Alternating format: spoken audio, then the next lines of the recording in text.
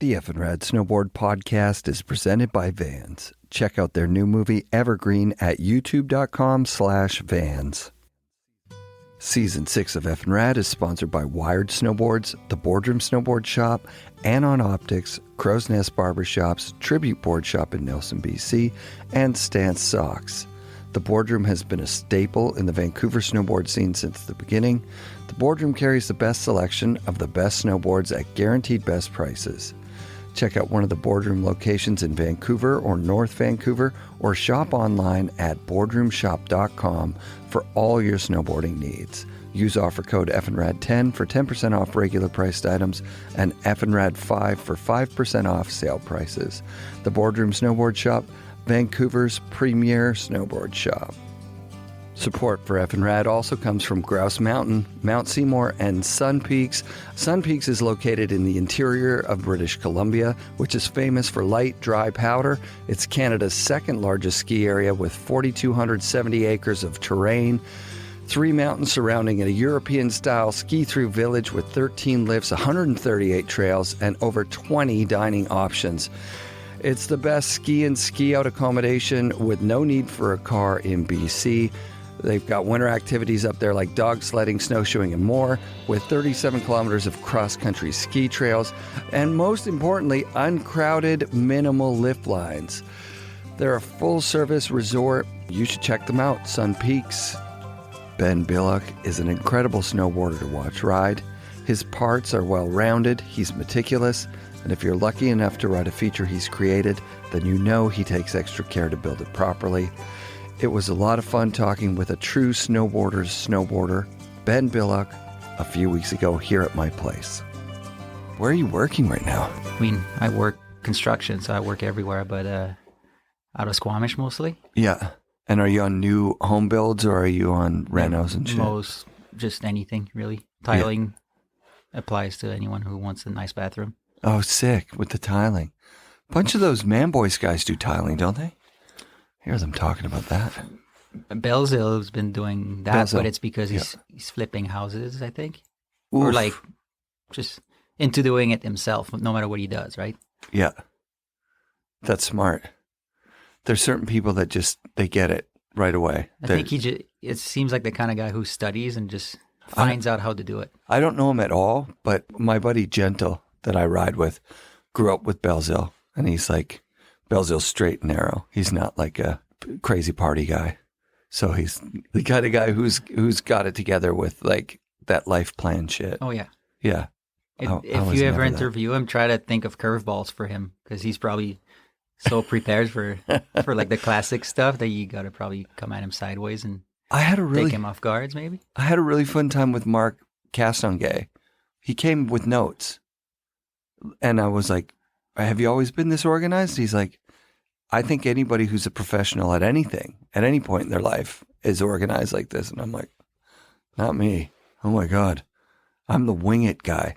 But see, I'm kind of, I guess in snowboarding too, I didn't listen to that interview yet, but if I'm doing something that I actually care about, whether it's snowboarding or anything, like even if we're just making sandcastles, I'm going to be like, okay, hold on, let's make a plan and let's go get the right shovels, and kind of like take it a little too far for some that are just like, I don't know how to explain that, but like they didn't expect it to go that far. I'm looking across the table at someone, I think like we're on opposite ends of that spectrum.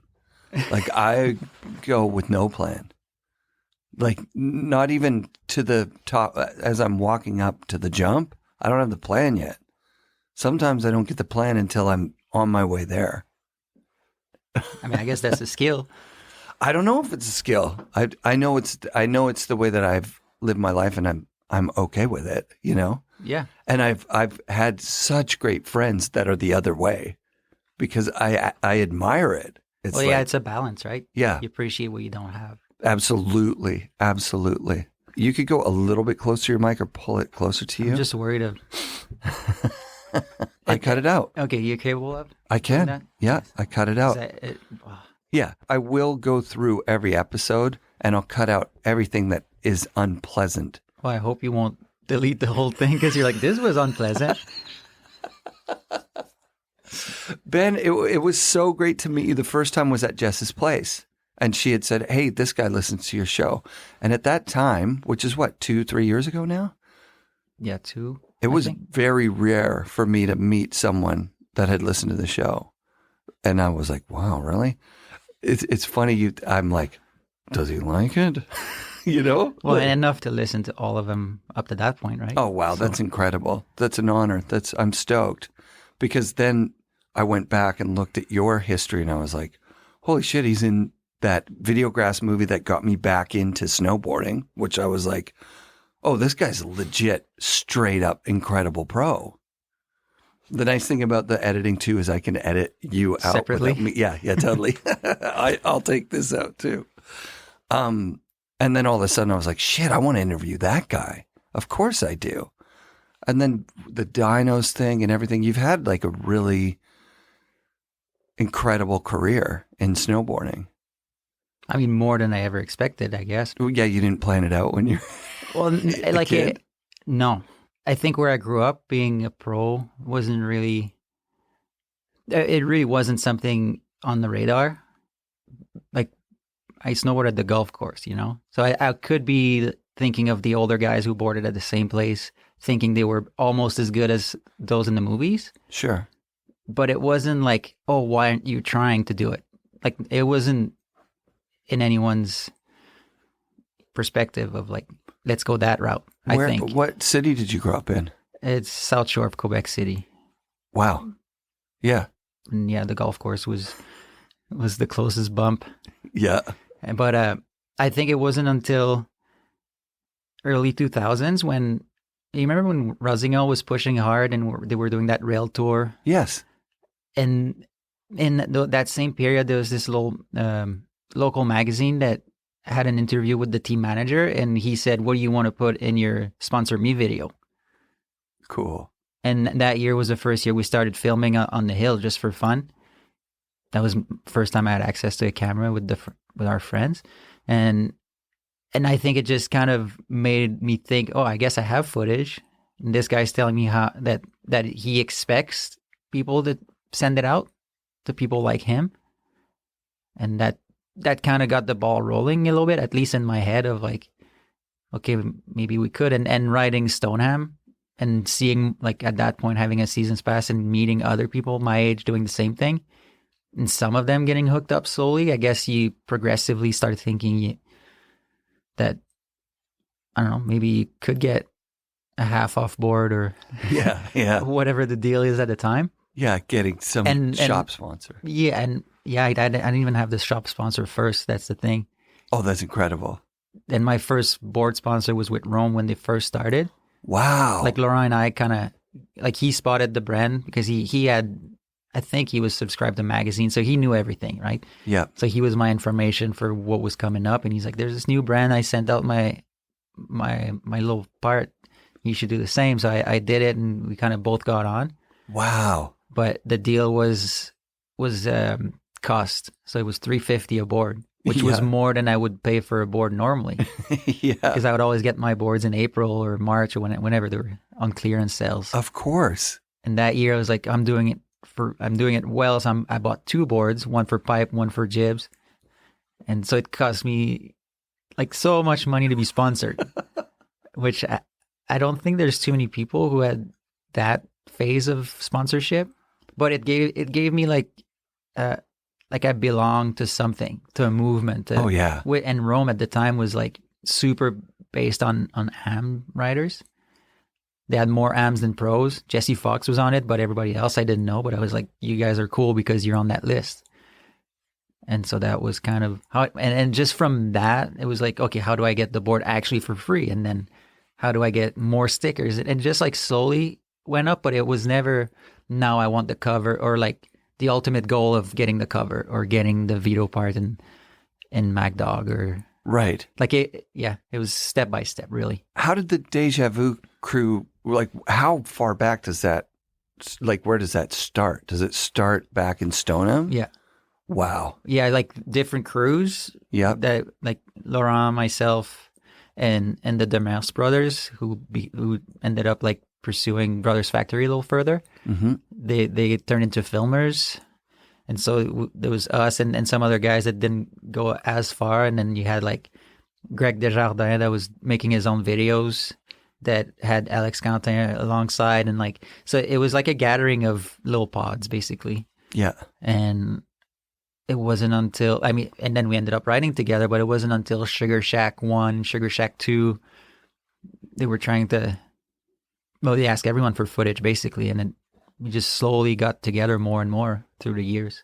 It seems to me that the friendships that you guys had that were based in this integrity of being able to tell each other, like, that clip's okay, it's good, I've seen you do better, is a part of a super pro formula that I don't think that there's anybody out there that's had like an anchor part that doesn't have that kind of discipline to, you know what, that was a hard trick. Okay, I'm going to, either I know I nailed it, you nail it that one time and then you're done.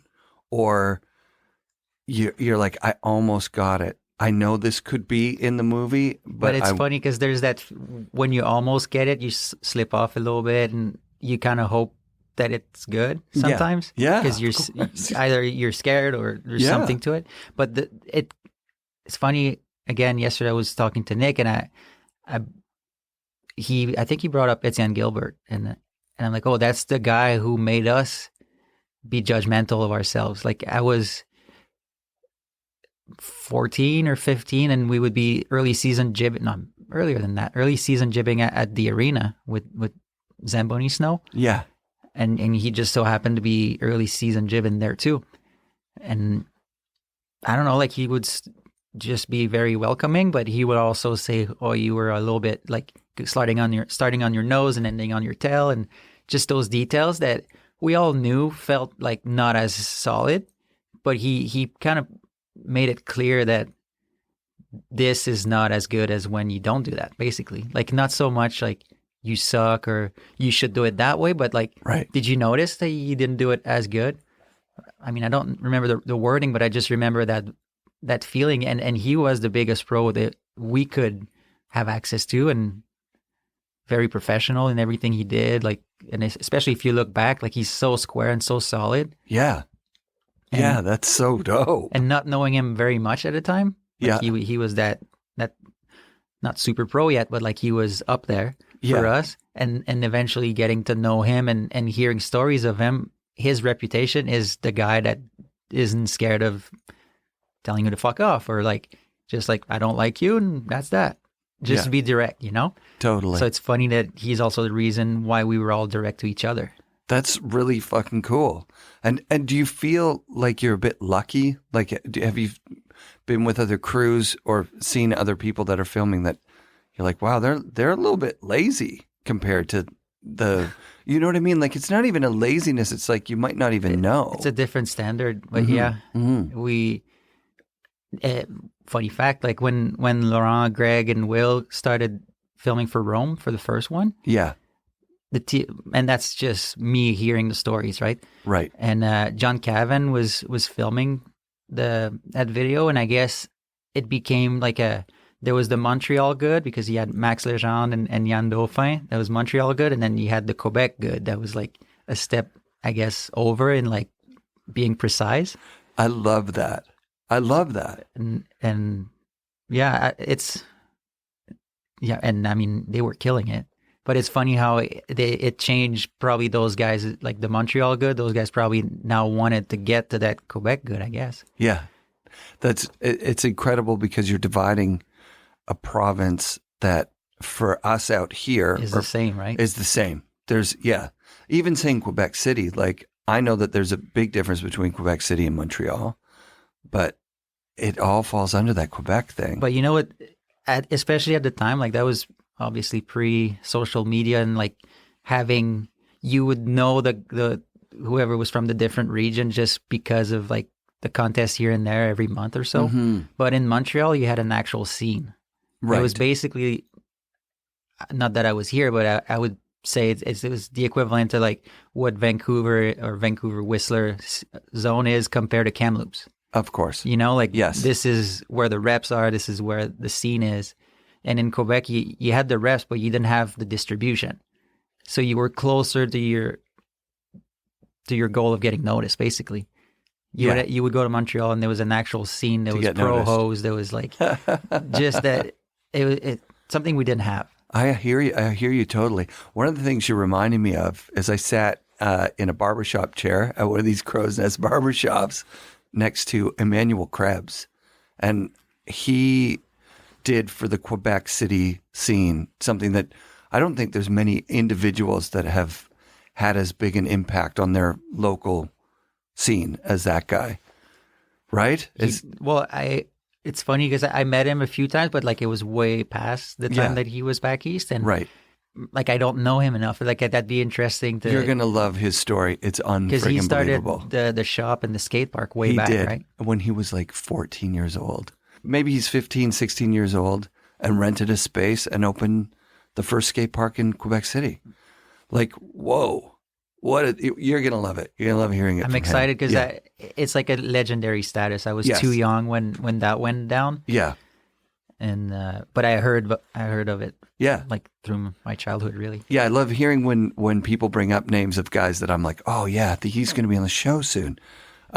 Chris Brown was saying that Emmanuel Krebs got him on Solomon or something. Yeah. Yeah, he was in charge of it for a while, I think. Yeah, I guess. Yeah. So you come up in Quebec City. Who have been the most influential guys to come out of there? You're saying Etienne.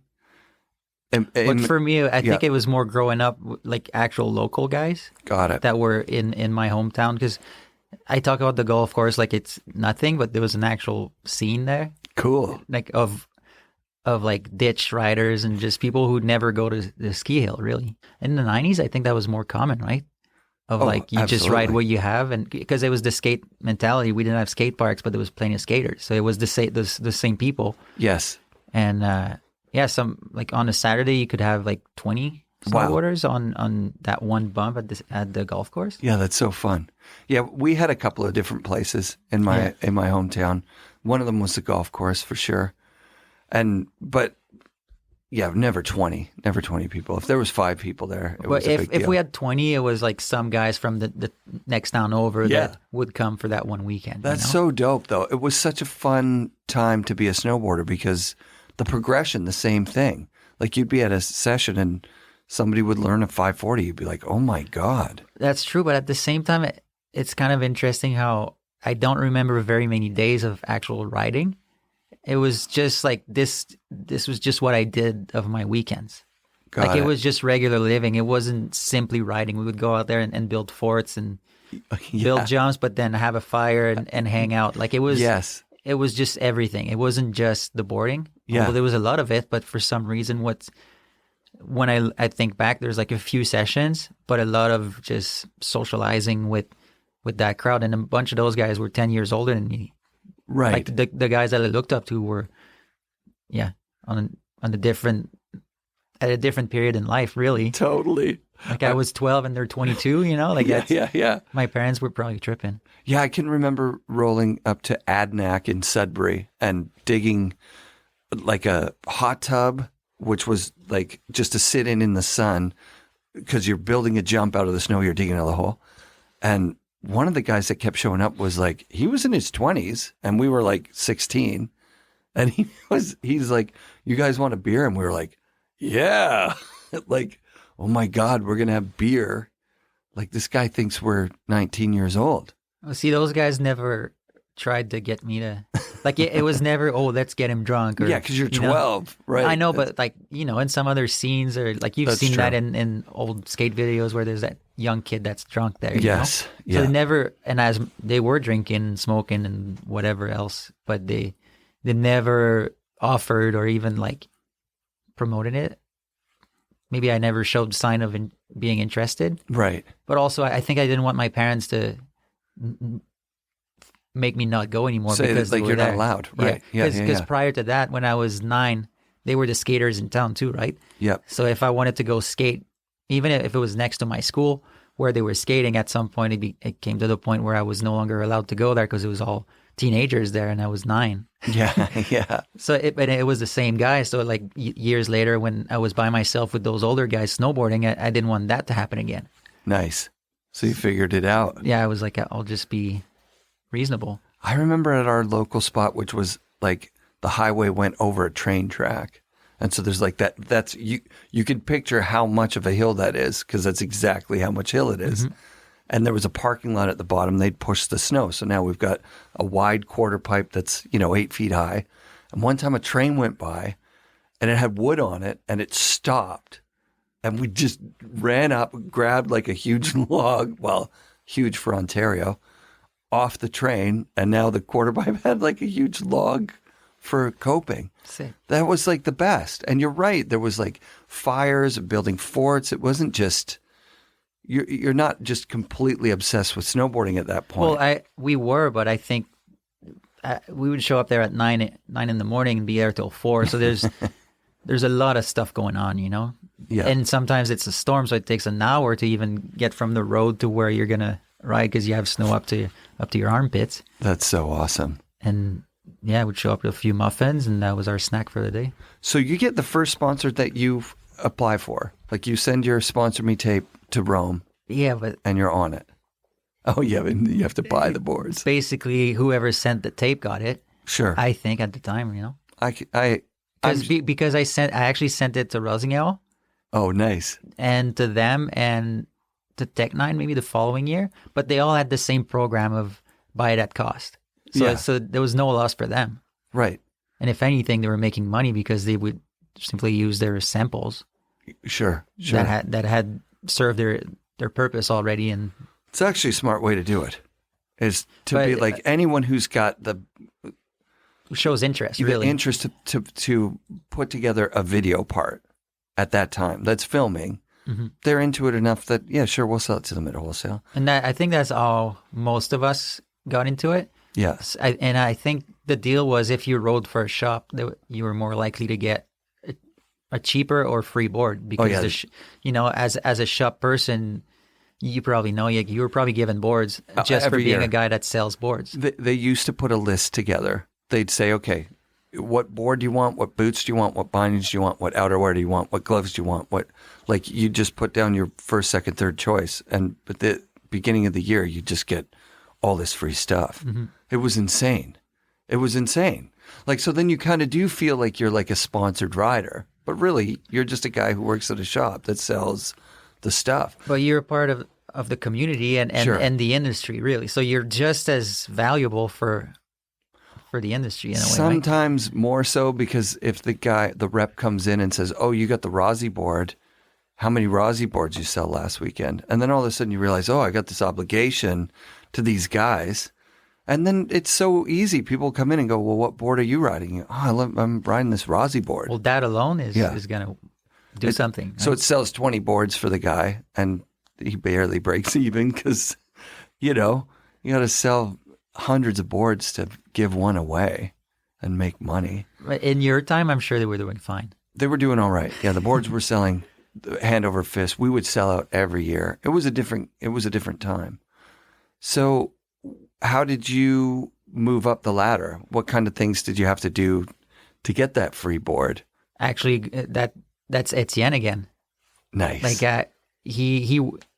He would live in Whistler, but would come to Quebec like early season and work at the board shop that was on my way back from school. So I'd sometimes stop by. I wasn't even sponsored by them, but I'd stop by and hang out a little bit. And one day he's like, do you know anyone who'd like to ride for Nitro? And I was on that Rome program that only gave me half off, basically. Yeah. That I was able to get free boards because I would break the last one. So I was always under warranty for like 2.5 years, 3 years. Wow. And then he was kind of getting like, Ben, the next one, I can just give you a board. Like it was getting to that point where, and I saw all my friends getting ahead and I was still in the back. Mm-hmm. And Nitro was kind of the only thing that I thought was rad at the time. Nitro was super sick at that time. Yeah. Like the graphics were like, superficial, but like I thought they were sick, and there was a rad image with it. Yeah. Lucas Hoffman and like a bunch of AMs that were killing it. Was that when the boards were were black, like A lot of basically black, a everything lot of was skulls. black. Yeah, I love that era of Nitro. Nitro is one of those brands too that it didn't really have a shitty time. Like they Until now. the Jeff Davis days and those boards, like the Diablo and all that stuff back in the day, those boards were sick. Yeah, it was different, and I think it had that European flavor that gave you trust that it was good product. Yes. But then there was like a sick image. So anyways, like he's like, oh, okay. Because I said, oh, I would, And he's like, oh, okay. All right, fine. We'll stay in touch. And he got a board for me. He got the Canadian distributor to reach out, and even like I think a little later in the season. No, it started with him giving me one of his board. Cool. That he had there, like one of his used board that he was trying to sell there. He's like, just take that one, and once you get yours, you just give me the new one, and you get to keep that one. And oh, sick. And eventually, when he moved back to Whistler for the season, he went the office used to be in Seattle, and so he went there and grabbed a few outerwear sample. Cool. That he gave me eventually, and he's like, yeah, here's that's got to feel pretty good to start getting free. Like, oh, it was crazy. Yeah, that's epic. Like I didn't even like most of it, but I made it work because I was so hyped. Well, first it came from a guy that I look up to and a brand that I was also hyped on. But yeah, that was sick. How many years you do on Nitro? From 2005, I think, to 2013, maybe. Yeah, like 8 good years. I mean, yeah. I have like mixed feelings because I was in a position. I was in no position, but like coming up slowly, like step by step again, like not expecting too much, but then like got into Videograss. Things had a good part, and then the following year, contract renewal. Oh yeah, we're just going to redo the exact same contract. But the same contract was $1,000 a month. Right. Not so, like, it was fine the first year. I was hyped the first year, but it's like, hey, I just had the opening part of one of the few big movies this year. Yeah. And it's Christmas, and we're supposed to sign it in a week, like within a week, and you tell me that you have nothing more than last year, and I improved my worth, I guess. Totally. And team manager at the time, I was really friendly with him. Like, it was fine. We talked, and he's like, okay, let me go back. So he was able to double it. Oh, dope. Oh, that's good. So I was just like, fuck, all right, and here's the industry, Yeah, because they don't know. Team managers don't even know. Like, I think he just threw it out there. I think Videograss was, like, to the people that snowboarded, I loved it. It was so epic. He knew. He knew. Oh, yeah. So he knew that was... It's funny because the fall prior to that, yeah, I was hanging out with him and John Cooley. Yeah. And they were both trying to get me to do the People movie. Right. Because they were already, Nitro was already a sponsor of it, and this and that, and Videograss was just like, what is that? Sure. But I did Videograss because all my friends were in it, and I was trying to express that. And the following year, not everyone, but a good chunk of the people from the People movie switched over to Videograss. Right. So I guess it was understood as like, okay, this is good enough. Oh, totally. Yeah, this is the first year that I've ever thought about it, but the difference between filming for a movie and you're with your friends versus, okay, you're going to be with this project over here, and it's just like a roll of the dice of who you're crewed up with. But is one nuts. of the big part of it is that the reason, the way I understood it, is the reason why I was in Videograss was because when Laurent was approached for it, he said, I'm doing it if Ben's doing it. Oh, sick. So from what I remember, that's what. Yeah. So like, who am I to not follow up with it, right? No, of course. Well, I'm just saying, to me, I never thought about it before. Like what it would be like to roll up to some spot, right? Like, so there's always a hierarchy of people at a spot, who's going to build it, who's going to go first, the Rochambeau, the respect. Like Bo Bishop was talking about, like casing the Duffy, right? And he was up there with just like random people, as opposed to being there with your crew, where your crew would be like, oh, that's not fast enough, or oh, it's not built yet. Like, he's up there with just some random crew, and the guy just pats it down a little bit and goes, yeah, I'm not going first. And now he's stuck there going, wait a second. Like, okay, I'm a pro. I can do this. But he's like off his game because he's not with his friends. He's not in a... And when you're flying halfway around the world and you're at some spot and you're putting your life on the line, you know, like having Laurent there, it's like, this is the same thing we've been doing for 10 years together. For us, and because it was Laurent, Louis, myself, and then eventually Alex joined in. So it was like a pretty big chunk of our initial crew was... So we were rad. still together. So that... I think that was an easy... intro to the real industry in a way, the American side of it. Yeah. But as years went on, like we got split a little bit, and I definitely had a taste of like what it was to ride with people who had different visions. And like I was saying earlier, like I take things pretty seriously. If I'm building a jump, like I'm gonna do my best to build it nice and take the time to do whatever it takes to do it. And for some others, it's a different approach. They'll think it's just fun and game, and you're like, no, I'll actually try to get a trick on this, you know? Yeah. It's not just like a practice backflip jump. Yeah. It may look like it, but if it works, it works. And if it doesn't, then yeah, let's all share this. But you're reminding me right now, I love the fact that you were at that Mikey LeBlanc air to, what would you even call that? That ginormous air to flat. That one year he did all those airs to flat, and it was like, he was such a hero to me for doing his own thing, completely saying, fuck you, industry. I don't care what's going on out there. This is what I'm doing. I love this. But if you look back at even Decade, yeah, the movie Decade, yes, that's kind of what he's doing. It's true. He ollied over one of the rails that JP and all those guys were getting sick tricks on. Yep. And he just ollies over the rail down and does a creeper like on the windowsill. Jumps off a tree, like just random stuff. And at the time, like he was one of my first favorite snowboarder because like I didn't know at the time that stuff was different, but something out of that felt energetic, I guess, or like playful. Creative. Which is funny because it's the opposite of how I snowboard. My stuff is overthought and all that stuff. And and that's spontaneous aspect of his riding was maybe what attracted me. But anyway, so he was my favorite for a long time. And you helped him build that spot for that iconic shot, for that like insane. Well, I mean, I was just fixing the landing, but what I'm like, yeah, I've done that before. So to me, it wasn't like that. I mean, it was sick. But at some point, like through the years, I was like, maybe I was just one of the 10 people who did it. But then in his interviews, I hear him mentioning me. Yeah. I'm like, nice. Yeah, dude. Like he noticed, and that. I'm proud of that more than the actual fact that I did it. Right. It vindicates like those thoughts. Like it takes out the idea that there was 10 people doing it. No, you did it, and he appreciated it.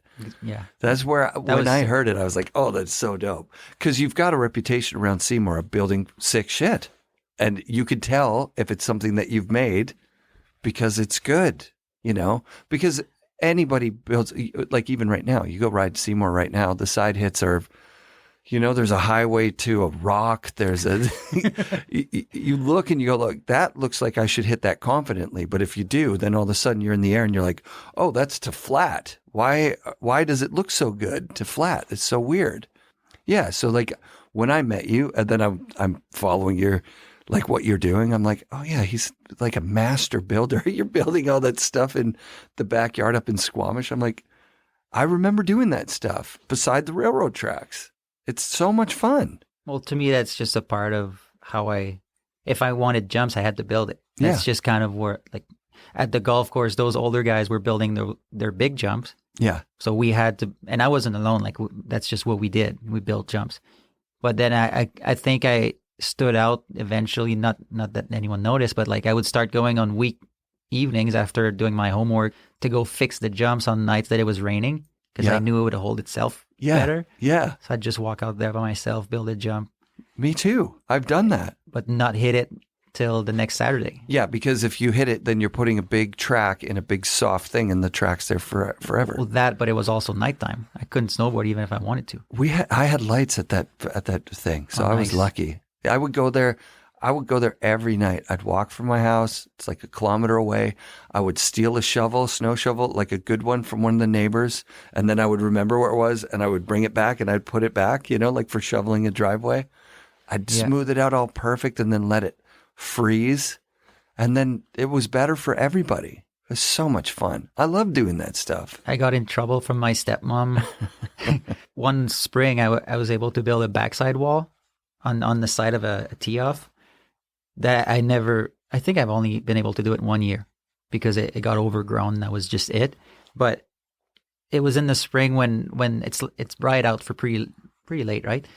But I reshaped it and there was people sledding and quadding or whatever, like just being all over the place. And I stayed just to keep an eye on the quarter pipe so no one would step on it. Yeah. And I got home at like 6:30 or whatever, like way late for dinner. And I got in a lot of trouble. And I was like, I was just guarding the quarter pipe. And I think back, like, what was she thinking? What did that mean to her when I said that? Like, yeah. Obviously, it was a no good excuse, but like beyond that, like, what did she understand from what I was trying to do there?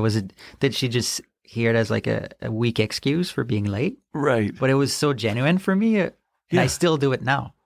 Like when we build the quarter pipe for ECS, I'm like, nope, no one's dropping in until it's ready. Right. Like we just salted it. Let's give it a good 20 minutes, not 10 minutes. We need someone to do that because otherwise it just gets wrecked. But you don't only make friends building quarter pipes. No, you don't. It's true. That's true. Yeah, there is a dynamic between. But and I think it's strange because I'm also from a BMX background a little bit, like building dirt jumps. Yeah. And it's funny because it's very similar to those super aggro guys that build skate parks. Yeah. Like, and that's just how they are. And that's respected and understood. And it's like, oh yeah, but he built it. Like, give him a break. Yeah. But in snowboarding, it's like, get out of here. We want to hit this. Get out of there. It's true. I don't know if it's entitlement or just a lack of understanding that you don't just, I don't even know how to explain it. But like, my point of view is like, no, I just built it. Like if I say, not because I want to be the king, but just like, I just built it. So I'm going to say when we get to hit it. Of course. And not everyone agrees. Again, we're on the opposite sides of this. I built a half pipe underneath the underground parking at Boardroom. And I skated it with the first sheet. Like it's dangerous. You're gonna put your foot through it. It's not ready. But I was just so excited. I'm dropping in off a bendy 2x4 and skating back. Oh, the transition feels really good. I'm that guy. So but that's understandable that you want to hit it as soon as it is somewhat rideable. Yeah. But it's totally not. It's not ready. It's not ready, but not at all.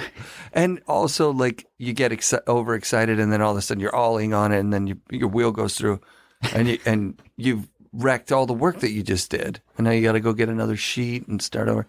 So it did happen. Oh yeah, it has for sure. And because all of a sudden the work stops. That's the thing that people don't realize. If you are making the quarter pipe perfect and then someone starts to hit it and then 50 people start to hit it, like nobody's working on it and it's not right yet. So, yeah. But I guess I come from that era of like, if someone says so, I guess you go with it, whether or not you like it. Similar to the COVID restrictions, I guess. Yeah. Nobody likes that. Nobody likes them. No. It's like, well, I guess let's try that. Yeah. It's like, I've been thinking of it the same way we build quarter pipes or any snowboard setup. Yeah. Okay. Like you may not believe that it's going to work. Right. But let's build it all together. Let's all do this. Yeah. And let's find out if it works. But if you sit down over there and argue that it's not going to work, it's definitely not going to work. Right. Or it's going to take longer to find out whether or not it works. Exactly. So let's all agree on doing this. Mm-hmm. And if it doesn't, if this lip doesn't send you where you want it to go, then we'll move on to a different feature and try again over there. The ECS is super fun. It's super duper fun. It's very creative. It's at that perfect time in snowboarding where it's spring, it's light out late, the snow's easy to work with, and then you can get creative. And people are kind of over it with the season. They've been snowboarding and snowboarding and snowboarding. And this is just, from what I saw, the one that I went to, it's a bunch of guys one-upping each other and having fun. Oh yeah, it's the best. It's the best. It's the best, and then it's the end. It's the end, yeah. For unless you live in Whistler and you keep on riding for a few more weeks, but it's like a weird mixed feelings. Like you're so close to those people for all those months, and then you hit the peak, and then that's it. Mm-hmm. It's a strange feeling that we have with snowboarding that not too many other activities have, right? I would agree with you there, because I'm old now, 47, and the number of times I've had like a great friendship with somebody where we ride every day together. And then spring comes, and then we don't talk. Like even they stop answering texts. That's it. No reply even. And then it's fall, and you're going to go, and they've changed to something else. They're not going to snowboard that year. So I've gone. Oh, you had those? Oh, tons. Like I've gone through because. Who's 47 years old right now that's ridden 20 days in November in BC? Like none of my guys. Probably people that you thought were nerds back when you were the hot shit at the shop. No, I was not the hot shit at the shop. I was always the nerd. So that's it. That's where it is. It's but that's funny with time. And that's something, speaking of nerds, like nothing wrong with nerds. I'm pretty nerdy. Yeah. But yeah, I was thinking about that today, how most pros or like semi-pros or whoever like was trying to achieve something in snowboarding that came through Whistler moved away and usually stepped away from that sport as well. Oh, it's true. Sometimes it's for physical reasons, and that's fair. Yeah. But it's like they tried that and left. But those who stayed were never those who pursue it for like anything else than the joy of it. Oh, that's really interesting. And it's kind of strange how we, in some cases, they do succeed and become the greatest snowboarders in the world, and they represent our culture. But if you look at as a whole, all the people of that type that actually try to do it, like they're not in the culture really. Yeah. In a sense, like that, because that was a big thing when growing up.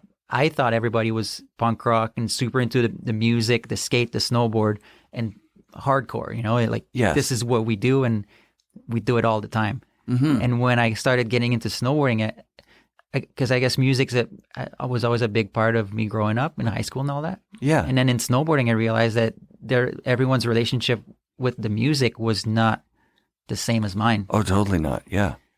And that it took me years to actually like be like, okay, I guess I'm not gonna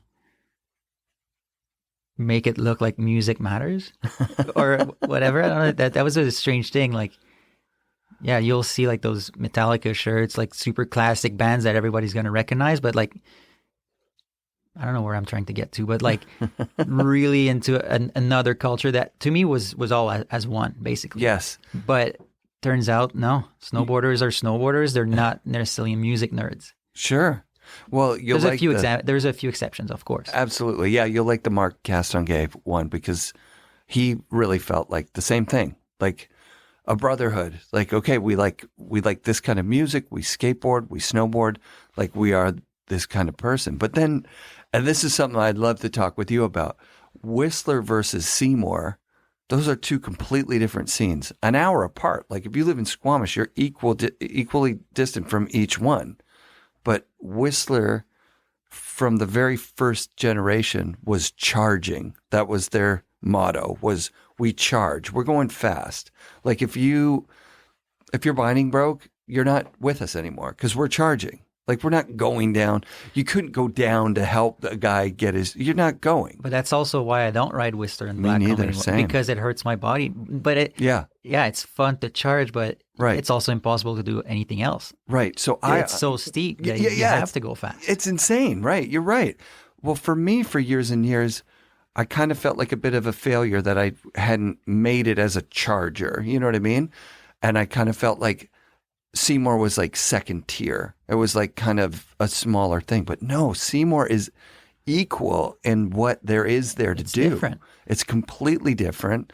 And riding the same hits over and over again and getting really, really good at freestyle snowboarding, you get good in a different way than what you're. Yeah, I mean, it's Rodney Mullen learned to skate on just like a pad of Exactly. concrete, right? Exactly.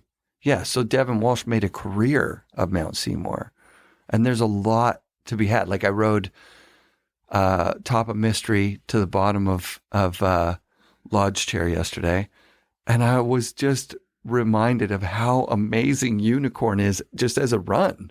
Like it's an incredible run. Yeah, when you know that there's no rocks on the side hits, Exactly. You're happy. Yeah, the North Shore has a lot to offer. That's not Whistler. It's a different pace and it's a different thing, but it's really, really fun. When I lived in Whistler for a few years, and then I started coming down to Seymour for events. Yeah. Can't remember why, but anyways, like I started going, and just the drive up and starting to see snow, I was tripping already. I was like, this is sick to go from summer-ish weather to full winter. Totally. That alone, and then the scene and the size of the lifts, like how shrunk it looked from compared to Whistler. Totally. But I wouldn't say I fell in love, but like I felt like this was where I belonged a little bit more. Very cool. But the scene there, it was like the party snake period, and it was so intimidating. Sure. Like I did not try to. I mean, I was pretty shy, and my English was a little different. Yeah. But it was like, ooh, like I love the place, but those guys are scary. That was kind of how it was. Yeah, I've always felt like an outsider at Seymour. But I think it's like that wherever you go if you're not in it, right? That's true. And I'm in my 30s, and I feel like that even going to the Squamish skate park where I live. If I haven't been there for a few weeks, Yep. I feel like it's no longer my place, right? Sure. And I've been skating there for almost 15 years. Yeah, it's a great little skate park. Last But time I like, was isn't there. that crazy that Yeah, feeling no, of course. is still existing? Even if I was to go back to my hometown, it's no longer my skate park. Oh, of course. Right. Yeah. Yeah. But you would get used to it quickly, and then you'd be that I mean, guy. I wouldn't want to because it's horrible over there, but it's just a feeling that never went away, really. That's an interesting segue right there. The idea that your hometown is horrible, like I've always kind of had that. Like I moved out here, and a lot of my friends moved out here, childhood friends, and everybody moved back. And I'm like, how can you move back? Actually, my one childhood friend moved to Tofino. He stayed there. But like the draw of going home, we were talking about it earlier at dinner. There's family. It's cheaper, way cheaper. There's support. There's familiarity there. What has kept you out here when like great friends of yours have moved back?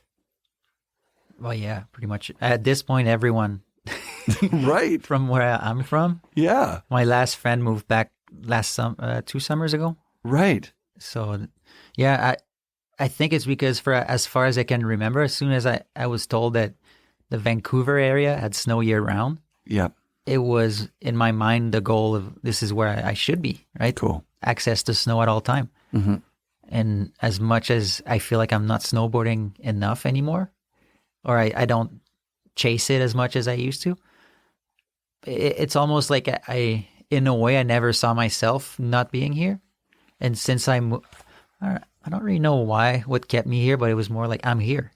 Yeah. I'm where I wanted to be. Why would I go back to where is just where I started? Like I started in Quebec. Yeah. This is where my life started, but it was not necessarily where I saw myself growing, or like I didn't have like an image of like it wasn't, not that it's bad, but it wasn't exciting to think of future considerations. Yeah, like have a hunt camp and go to like the that lake wasn't and all that wasn't stuff. my focus. Like everything was snowboarding, and obviously like that has slowly shifted to more things. Yeah. Like there's more reasons now why I like it here. And I'm at the point now, like 15 years in, that it's basically half my life, Yeah. And yeah, I have all my friends over there, but I also have quite a few friends here. Right. So aside from my family, I don't know. But like I'm still like I'm not saying no to anything really. Like if there's something rad going on over there, if they want me to build hips all year over there, Yeah. maybe I'll go, It's all about what you do where And that's funny. I've been thinking about that recently. I could be anywhere as long as I'm doing these few little things. Yeah. Really. What are your favorite things? What are the things you're doing right now? Like when you interviewed Jess years ago. Yeah. The reason why you had to stop doing the interview because I was making noise outside. It's basically what I do. Yeah. Yeah, playing with power tools. Building stuff. Cool. That's all done? The sauna? Yeah. Finished it that year, so 2 years ago.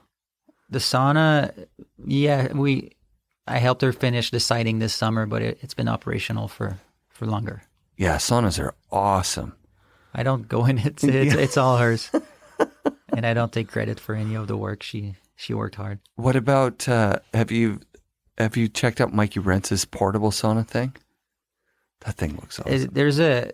There's a strange dynamic in Squamish where there's a lot of people who know each other. Yeah. Like I have a lot of friends that live real close, and the social scene, you don't interact with people as much. It's a very strange thing. Yeah, there's so many crews up there. I think people just stick to themselves, to their household a little more. Sure. Well, right now maybe they it's have just to. me that I don't reach out, but like I live there 2 corners from one of my friend's place, and I never hung out with him in the evening. Interesting. It was daytime activities, and after dinner, we never reached out to each other. Interesting. Yeah, it's strange. It's like an adult life. As soon as, no matter what age you are. Yeah. But maybe I should reach out. I don't know. It could be my fault. You seem like a social guy, man. You're a really good, fun guy to hang out with. So. Oh, I don't break the ice. Yeah.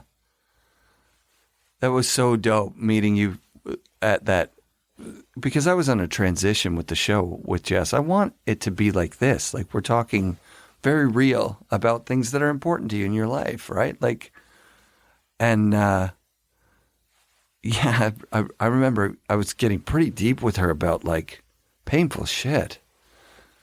And after the 3 of us hung out, and I was like, you guys get along like incredibly well, like better than depends on the season. Better than roommates.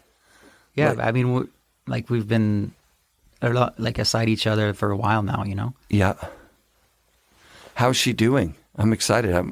We're gonna do an interview again coming up in a couple of weeks. You should. A couple of days. No, she's good. She's happy that she released that movie. It's released. It's released. It's online. Like The Uninvited. Yeah. 2, which is sick. Yeah, so that's because she worked on that all summer, basically.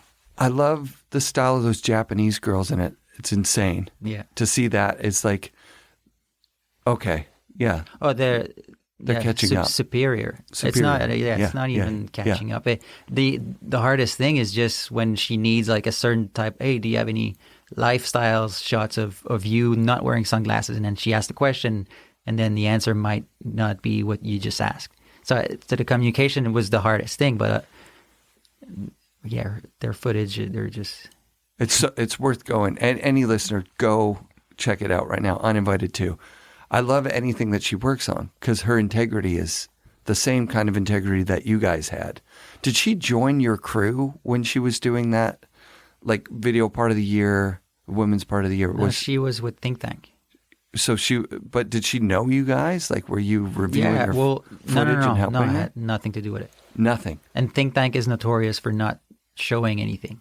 Right. Like they do, like Burtner will do the movie all by himself and no one sees anything. Wow. Her part, still now.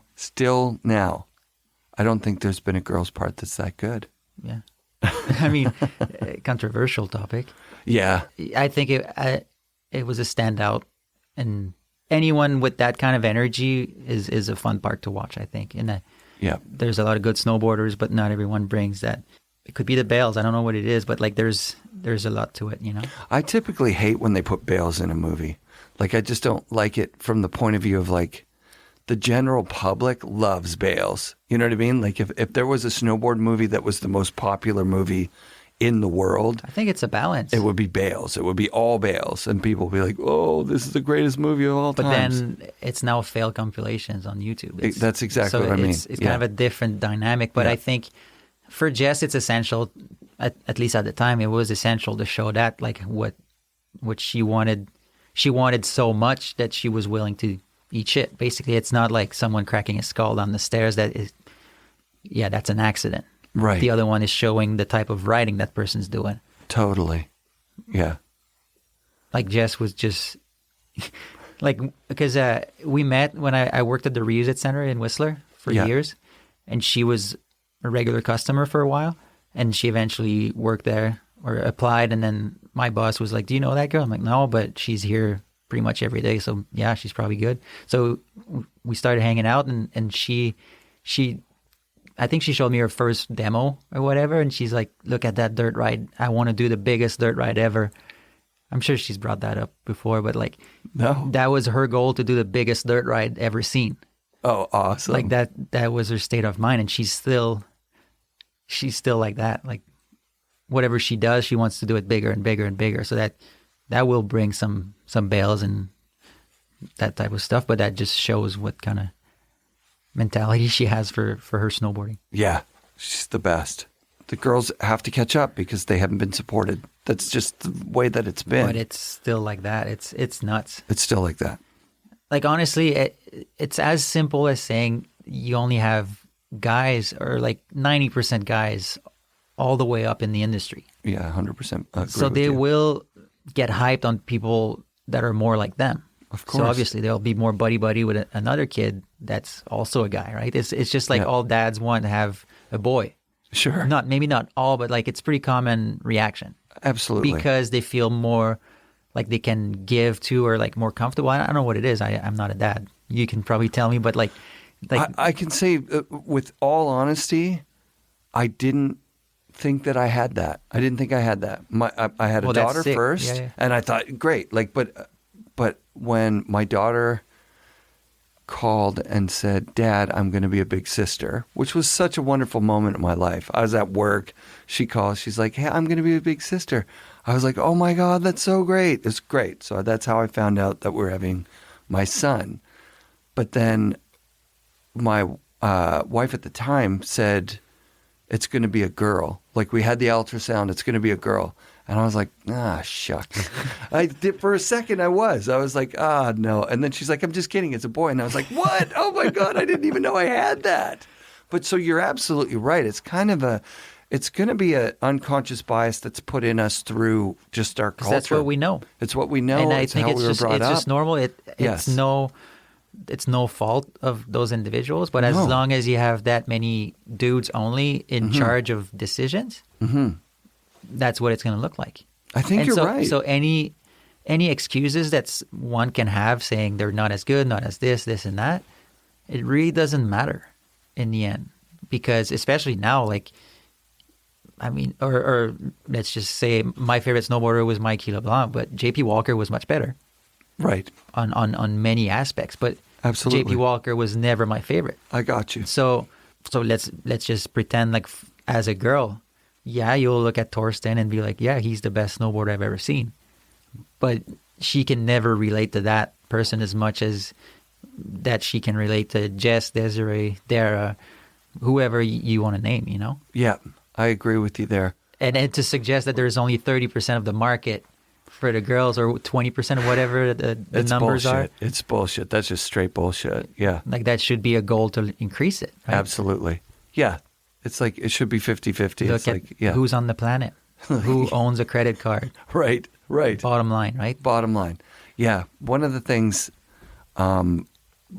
because after I talked with Jess, I went on rants with like Razman and people saying like, look, the only reason women aren't as good as men is because we've been just holding them back and not giving them the support. Like, if you look at it from a money perspective, when sports have equal money, they have equal competition, right? Like, but you can also think back like thousands of years. Sure. You could blame it on religions, even. You know? Absolutely. Like, you go back to the beginning of history, and that could be why, you know? Yes. And totally. in the end, and especially in this situation where when we speak snowboard industry, we don't even, again, like, your skills have nothing to do with how successful you are. Truth. To a degree, you know? Truth. You have to look good and be influential. Yep. It sucks to use that word, but that's actually what it is. That's a trap. And when we were talking about it at dinner, and you're like, hey, look, it's pretty straightforward. You do have to do these things, right? Like, you want that. That's what I didn't want to have to say. I don't want to be an influencer at all. Zero. I don't want that to be in my. But in your case, sidebar here, in your case is to make a product that people will listen to and get excited for whatever. Riding Baker or riding the golf course. You know, like you want to bring that stoke into someone of, let's do this. This is where it starts. So that's what you're selling ultimately. Right. Absolutely. And I think same in snowboarding. So like how excited were we when we saw people jib, whether it was early 90s or early 2000s, when people jib picnic tables. So sick. The simplest thing. Yeah. That everyone saw and thought of doing it. And then you're like, whether it's Ron Rogers or JP Walker 10 years later, it's like, it's just a picnic table. Right. And yeah, it's that simple. But they were jumping buildings at the time too, right? Totally. So what made you want to do it was not necessarily the most skilled, focused stunt. Absolutely. Yeah. So your favorite was Mikey LeBlanc for a time. Have you? As long as I had a favorite, probably. The whole way through. Until I didn't care. Like, I don't know, like after that, it's more like certain moves that one does, like, oh, I want to do it like that. And then, like pick and choose and create your own hero. I do really love the way that the kids are riding now, or even the in-betweeners, right? Like, because Sollers is no longer a kid, right? He's like your guys' age. Yeah. The last instant clips that I've seen of him, like, stomp, just so clean. But isn't it, I mean, that's not even podcast related, but like, he is, I don't know if it's the Burton disease, but like he is, he's so good.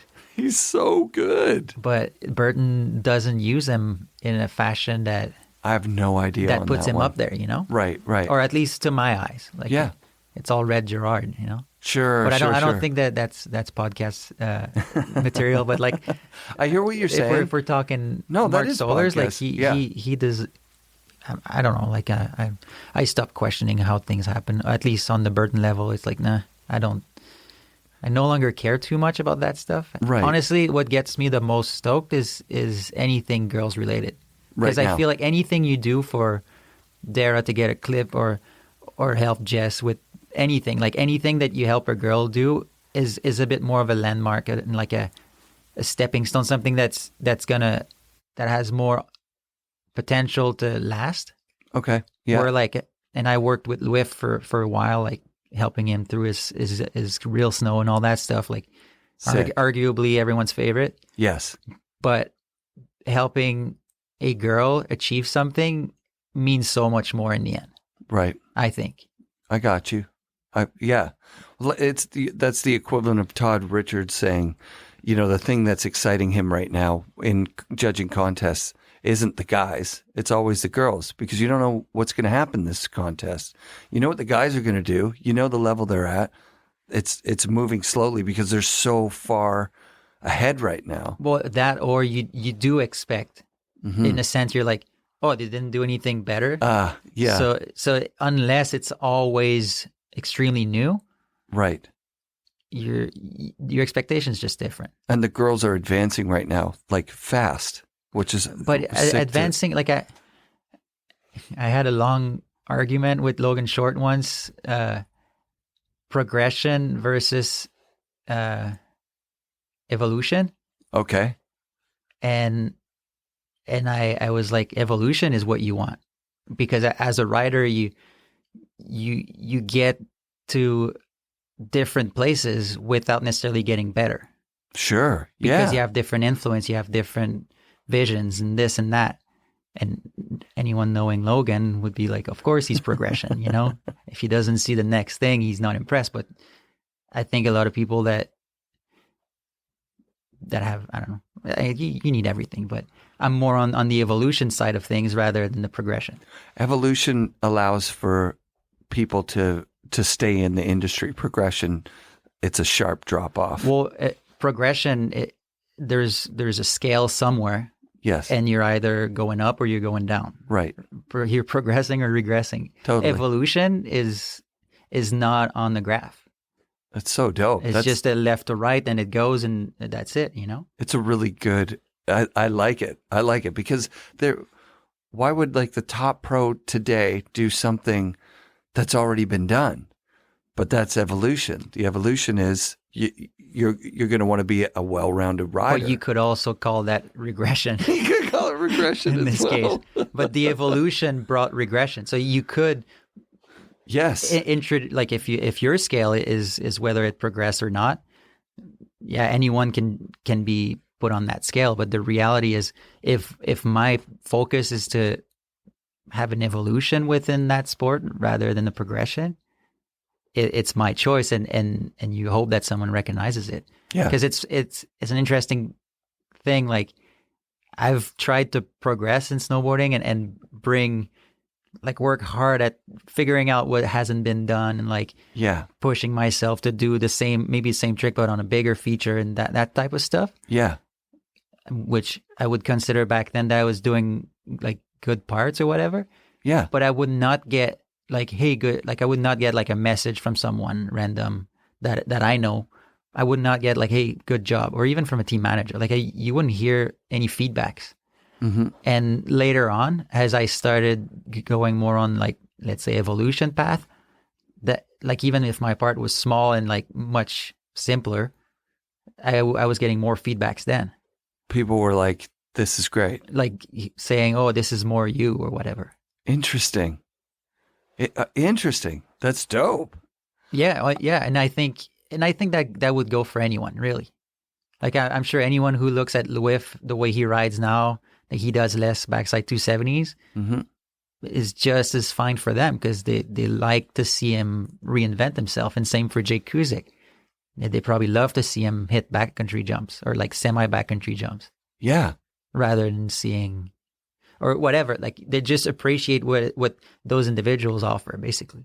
I think there's a long history of taking people to that brink, and then so they progress, and then they stop progressing because it's as far as you can take it. But you also want to just at some point you realize what matters to you, and it's no longer progression. It's simply taking what you know to a different road. Yeah. Craig Kelly is the best example. It's interesting how he's the most legendary snowboarder, and the path he took is being valued as look how sick he is. He went from the jockeyist to the most soul rider. Yeah. But now very few kids get that chance to. And when I say kids, people my age, but very few people get that chance to say, "Hey, you know what? I'm going over there. I hope, and will you guys follow that path with me?" And it's you know what? No. Right. Or whatever it is, Well, Maria Thompson talked about it, she has where she's progressing. And even if she wanted to buy a sled and then learn how to soul ride out in Pemberton where she lives, which is so weird to have a rail rider living in Pemby, there's not room for her on the Burton team for that. That isn't where she fits. That's not what she was hired for. That's not what she was hired for. So Craig was hired as a racer, actually. He was an overall world champion. So half of what he was doing was the racing and the other half was the freestyle. But that's a funny thing on so many levels. But yeah, he wasn't appreciated because of his gate stuff. No. In a way, right? No one bought his Burton Air because of how sick he rode the gates. Yeah, because he didn't ride the air on the gates. He proved the point that he was the best, but it's so interesting how that was essential, but most likely never sold a board. Right. And that's the influencer thing, right? That's think about the fact that someone who's as good at snowboarding as Red also has in his contract some obligation to social media all the time. Why would you take a guy who's that good at snowboarding and then say, well, you know what, you got to spend some of your time, a good amount of your time on your phone? Well, I think the biggest issue is that they expect that from all snowboarders now. Everybody. And And just think back in the 90s, like what if Peter Line was asked to do it back then? Like all those mega stars that created the industry that we know, right? Yes. Or Sean Palmer or whatever. Like what if they had to do that as their job? An obligation. Would they have been the top pros at the time? Or I just feel like requiring everyone to do the same thing is also going to make snowboarding very much the same. I agree with you 100%. That's the measure that I'm not taking a stand against it. It's not easy to game that attention system, right? Like there's algorithms and times to post and who to follow and what to like and what you know. But then again, I'm on Instagram just as much as you are, but sure, there will be someone that I appreciate, and then if that person posts too much of things I'm not interested in, I end up not keeping up with that person. Of course. So it's a double-edged sword, right? Yeah, and it's a delicate balance, right? Like, so it's not just straight up volume. It's not like I could just start posting a whole bunch of stuff and now the podcast grows. I got to post really good stuff. So then the amount of time that it takes to make really good content, like, fuck, I want to be sitting here with you having a conversation on microphones, making sure that the tape's not running out. You know what I mean? Like, I don't want to be sitting on my phone. I hate sitting on my phone, looking at my phone, trying to figure some shit out. But then again, I think that's a sick approach, you know? And as an athlete, it should be respected that some of your best athlete, again, yes, or may not want to share everything. I think that's good. And a lot of people can relate to that as well. Totally. But as far as Instagram, like we all understand it. It's there. And I think I didn't know it or I'm not sure, but like, I think I got probably cut from my sponsors because I didn't have any social media at the time.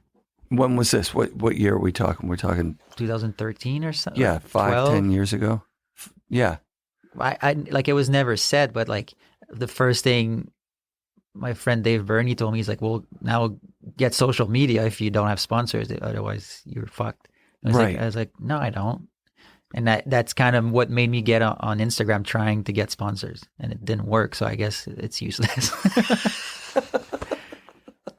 How do you go from, okay, so what sponsors drop you? Were you still on Nitro at that time? Yeah, 2013. Yeah, it was like the year we released Deja Vu. Yep. Sick film, by the way. Unbelievable. Well, the movie was, I think we had just done the premiere in Quebec. Yeah. But it wasn't available yet. Yeah. And I went back to Whistler. I bought a new truck because I was like, no, I'm set. Like, not I'm set, but like, I'm sure I can renew my contract for a year or two, right? Like, yeah. And I guess I was 25 or 26. Is that your favorite part you've ever filmed? No, but it was good, I thought. Yeah. And it looked good. The song was, I don't know, like it was like something to be satisfied of, right? Yes. Nothing to be shy. Yeah. And yeah, it wasn't even out yet. Dave Burney worked at 32 here, and he warned me that 32 was most likely going to drop me because they were cutting everyone that wasn't doing outerwear. Right. Like they wanted to focus on head to toe people. Mm-hmm. So I knew that was coming, and that was like $1,000 or $1,500 a month. That was like, okay, I guess I can live without that. And then when I go, and I bought a truck, and in the meantime, I bring the truck back home, and I had planned to go. Did I plan to go somewhere? I think I was. Oh yeah, to a snowboard festival in France. Oh, rad! The Reels or something. Yeah. Something like that. So I had bought my ticket to go there, and I get I was sending emails like just to be like, hey, what's going on this year? And I sent an email to the same guy at Nitro that I had dealt with the last contract 2 years before. And I get a message back from the other guy from the States that says, yeah, we no longer can afford you. We're going to cut you off, but don't worry, you're not the only one. Oh, wow. And turns out nobody else I know got cut. Oh, shit. But like no offer for less, no nothing, over emails. What a bummer. So within a week, I had lost all my income.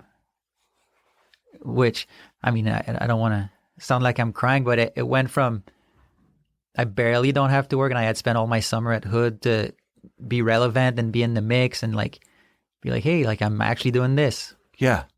So I did not save any, and I was in Quebec for a lot of it too, for to edit the movie.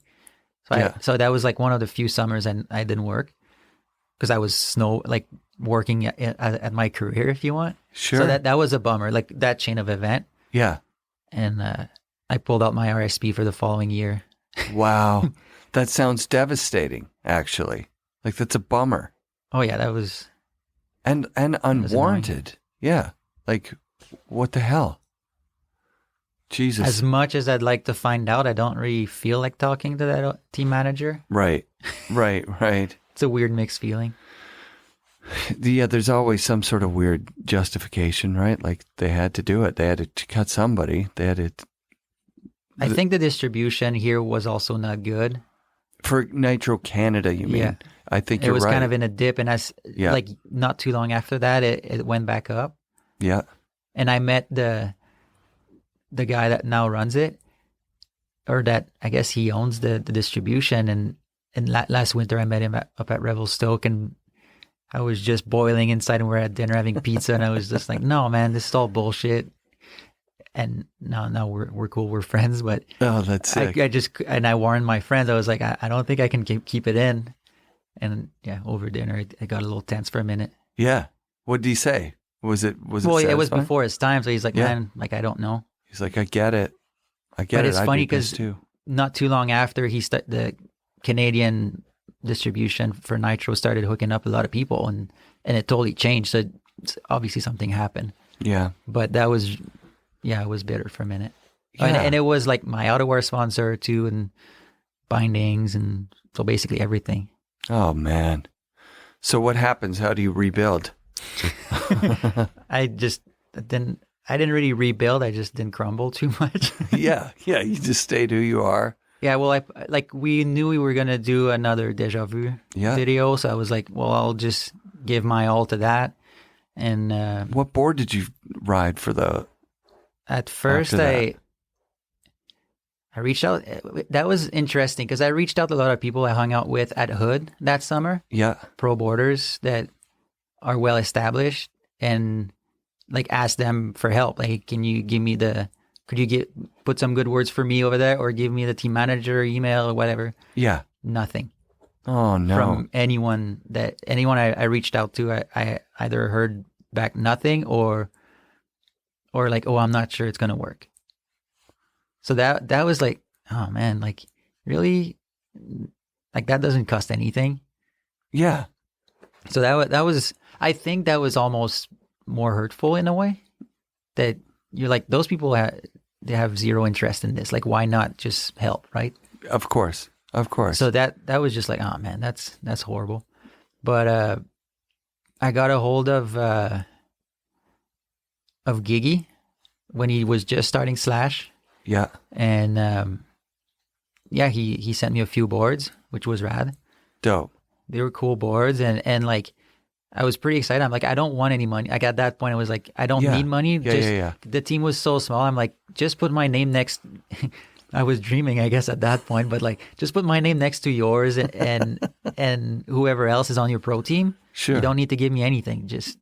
I just want my name next having to the yours. name there. I'm a pro snowboarder. Yeah, and Slash was having like, I don't know, people looked at it, right? Yeah. And those first year boards were sick. They were really thin in the nose and tail. Yeah. And the shape rad was boards epic. stood out, right? Totally. In their own ways. Yes. And so I banked on that. So I started the season, and then it was an Olympic season that year. 2014. So that was, 2014 is the year I got cut. Yeah. Or 13. Yeah. But so through the season, and just like a month prior to the Olympics, they like Slash announced that they have this new kid that's going to the Olympics. I'm like, weird. Like, that's not where I thought that Ren was going to go. At all. Zero. No, that doesn't make sense, especially at that time. But for whatever reason. And I was just like, okay, fine. One off, something happens. And Nick Sauvé was also like one of my good friends that we were filming together that year. So we would like talk about Slash, and he was also getting it. And mid-season, there's an announcement that Nick is now on the pro teams. I'm like, wait, I'm not getting answers right now. And he just gets bumped to pro team as like, it seems like nothing's happening. So I just kind of get it. Not that there was any true written down, like, oh, you're getting this, this, and that. But I just started be like, no, this is not where I thought it was going to go. And I guess at some point I reached out to Jeno and Jeff at Dinos Will Die because we were always friends. And the reason I didn't ask before is because I still had hope of making money from snowboarding. Yeah, a huge career somewhere. So I guess that makes me a sellout in a way, right? Like, but it's like, no, this is what I'm actually trying to do is live off of snowboarding. So that was my rationale at the time. So and they're like, yeah, of course. So I got boards and I rode the rest of the season. Did a few things with them at the end of the season and through the summer. And Andrew Burns hit me up in the summer or in the fall, and he's like, "Hey man, like, he's like, would you want to ride for D-Day?" Oh yeah, because he got on D-Day and there was like a few pretty rad guys on it. And that's how Roach got kind of introduced back to snowboarding. Yes, or at least for people that didn't know him and Ranquit. So those were the two big heads in there. Totally. And Burns, I think, was helping quite a bit in there. Yeah. And put me in touch. He's like, yeah, it's going to be this much money. And like, you do what you want. They just want, rad people, this and that. I'm like, sounds sketch or like, sounds like selling your soul. But man, we're doing a 2-year project. I could definitely use $10,000, Yeah. Yeah. So I talked with Jeno on the phone for hours. And he's like, dude, if they're actually going to go through with it and give you that money, do it. Right. Because as much as we may be able to do for you, it's nowhere near that, and we know you have to film a video part. Okay. Yeah. So I'm like, fuck, okay. So I'll do it kind of backwards, but I was hyped because as soon as I said yes, I'll do it, I got a text message from Roach saying, "Dude, we're so hyped, this and that." I was like, nice. Like that's a payment in itself, right? Absolutely. And so like through the whole thing, it wasn't too bad. Like the boards were made at Never Summer, so decent boards, like kind of funny look sometimes, but like rolled all right. Yep. And they go to SIA. They're like, first oh man, we made more sales than we thought we would. And I'm like, cool, yeah. Yeah, they paid for a few things through the year, but like comes the summer and they still owe me more than half of what they owe me. Right. Like, yeah, usual, right? The same... Same shit somewhere else. And I guess it was like September. He owed me that money, but I was like obviously semi-hyped on it.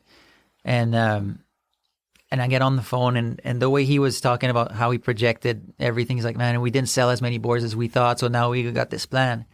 We're just going to like give everyone 20 boards and you guys sell them for whatever price you want. You give us back 300 to cover the cost, and that we're going to operate like that. So you guys are going to be kind of like rep riders and... Holy Christ. That sounds like a Ponzi scheme. Whatever. It was just like, I would have done that 10 years prior. Or like when I first moved to Whistler, this would have been a good living. Sure. But at that point, it's like, no, I'm trying to focus on filming something. Yeah.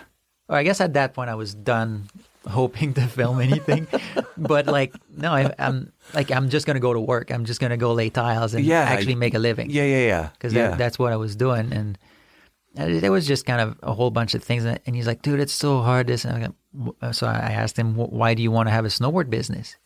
He's like, I'm doing this, like whether it works or not, I want to see this through all the way. I'm like, this sounds like a suicidal move. And I was just like, yeah, okay. And because I knew there was a check in the mail for me, and I got it. And one of my friend made a graphic that was supposed to be my pro model, and she was supposed to get paid. So I waited till I got a check and she got paid. And she's like, yeah, I got it. I cashed it. And I'm like, okay, fine. So I don't know if I called him or bitch move, texted him and said, hey, I don't think that's going to work. He freaked out. But the next call I made was Jeno and telling him, hey, do you have a board for me? And he's like, yeah, I'll give you mine. Like if there's no boards available, you can have mine. Sick. And so that's kind of how it went. Yeah, I mean, that whole fiasco with D-Day, Well, it had a lot of potential in a way, but it's fun. Like in that same period, I left, Eric Messier left, and Dead Long left not too long after. And it was just, I guess it was all similar. I think a lot of the problems that they had were problems of scale, like because it was the main guy mostly. Yeah. Nice guy, but like kind of like he's gonna promise you the moon, but it's like the moon's not gonna come. Right. But it's hard to say no to the moon. Right. So even if the sales for a lot of companies that are trying to sell snowboards, let's say you sell 1,000. That's that's awesome. But the problem is you need $200,000 up front now so that you can carry the 1,000 boards until you get your payment from the people that you sell them to, which you have to sell it to them with 30, 60-day terms. You're not going to get paid for so long. It's like so much money to put out to make enough money to live. It's insane. Yeah, I don't really know how this could have ever worked, really. Right. But it was just whoever was on the team before me, like in the prior year, they did get paid. So as much as I wanted to be skeptical, I knew they did get paid. So Andrew got paid, and Rankwit did a trip that year. One of the things that made me say no was like, because Roach was a big chunk of that business, right? At least for the image and the reason for that brand altogether. Yes. And he said something like, yeah, Roach kind of wants that same amount of money we were able to pay him last year, but it's no longer possible, so we're looking at doing it without him. I'm like, oof. This brand has no purpose if this guy's not there. Yeah, agreed. And so I was just like, there's no end goal to, like, this is just kind of not a shit show, but like, just like, what is this? Which I don't have with Dino. Like, I was like, well, I should put my energy towards something that I believe in, that I know has been there and is not going anywhere. Yeah, and it felt so good. Like early season, I think they were having a small event at Grouse, and I showed up with a dyno board, and Heaney saw me from across the parking. He's like, oh. And so it just felt so good. Like, yeah. I felt bad not riding a dyno when I was around them. Right. It was like a weird... Yeah. Like the Mighty Ducks movie when that one kid goes and play for the other team, you know? Totally. Yeah, it's such a nice family, the dyno stuff. I like that they're picking up speed. They're doing really well. Mm-hmm. Like, it's, where the challenges go from, can we sell any boards, to like, can we produce the boards that we sold? Like, that's the... Yeah, it's now more management than like whether or not we can sell it. That's exactly it. It's this weird spot that companies get to where they're not so big that they can just like rest easy, and they're not so small that it's easy to deal with. I don't think anyone can rest easy. No one ever has. I think it's over. No one ever has, have they? Any brand that chills, they lose sight and there is drops, no right? chill. You don't. If you hired someone like me to be in charge of your brand, the chill guy who's like, I can't be bothered to Instagram. No, your brand is toast. Yeah, it seems tricky. It seems stressful. Yeah. Yeah. I look at those guys and the workload they have between the two, and I wouldn't do it. So I'm glad they're doing it for us. Yeah, I'd look at you and just this story that you've just told about the tail end of your career, and I'm like, oh God, that would be devastating. I think I would have moved home. I think that would have been my move. No, I had to actually... it's almost like I had less reasons to move home at that point, because I had started working. Yeah. Actually, no, I had to start working more after I got dropped. But like after like trying for 2 more years and filming that other Deja Vu movie, like at that point I had a solid summer job that I could keep on for the winter. So if I went back home, I would not have that good of a job. Right. And I don't think it even crossed my mind at that point. Yeah. You seem like you're out here. You're out here for good. There's certain people, like Martin. He's not moving back. No. But I was never that like a stubborn, I'm living here, that's not that's not how it goes. But we live somewhere that people will go on vacation to. That's the bottom line. Oh, yeah. Yeah. So why would you go somewhere to plan more vacations? I live here and I don't need to go on vacation. Yeah. But yeah, a lot of my friends, when they moved back from here, because most of them stayed for like a year and like tried Whistler, Mm-hmm. But they all moved back to their parents and stacked up. And I say most, but like a good chunk of them, they ended up buying a house went from their parents' house to owning a house. Yeah. Like, I don't know how much of that was the reason to move back, but like,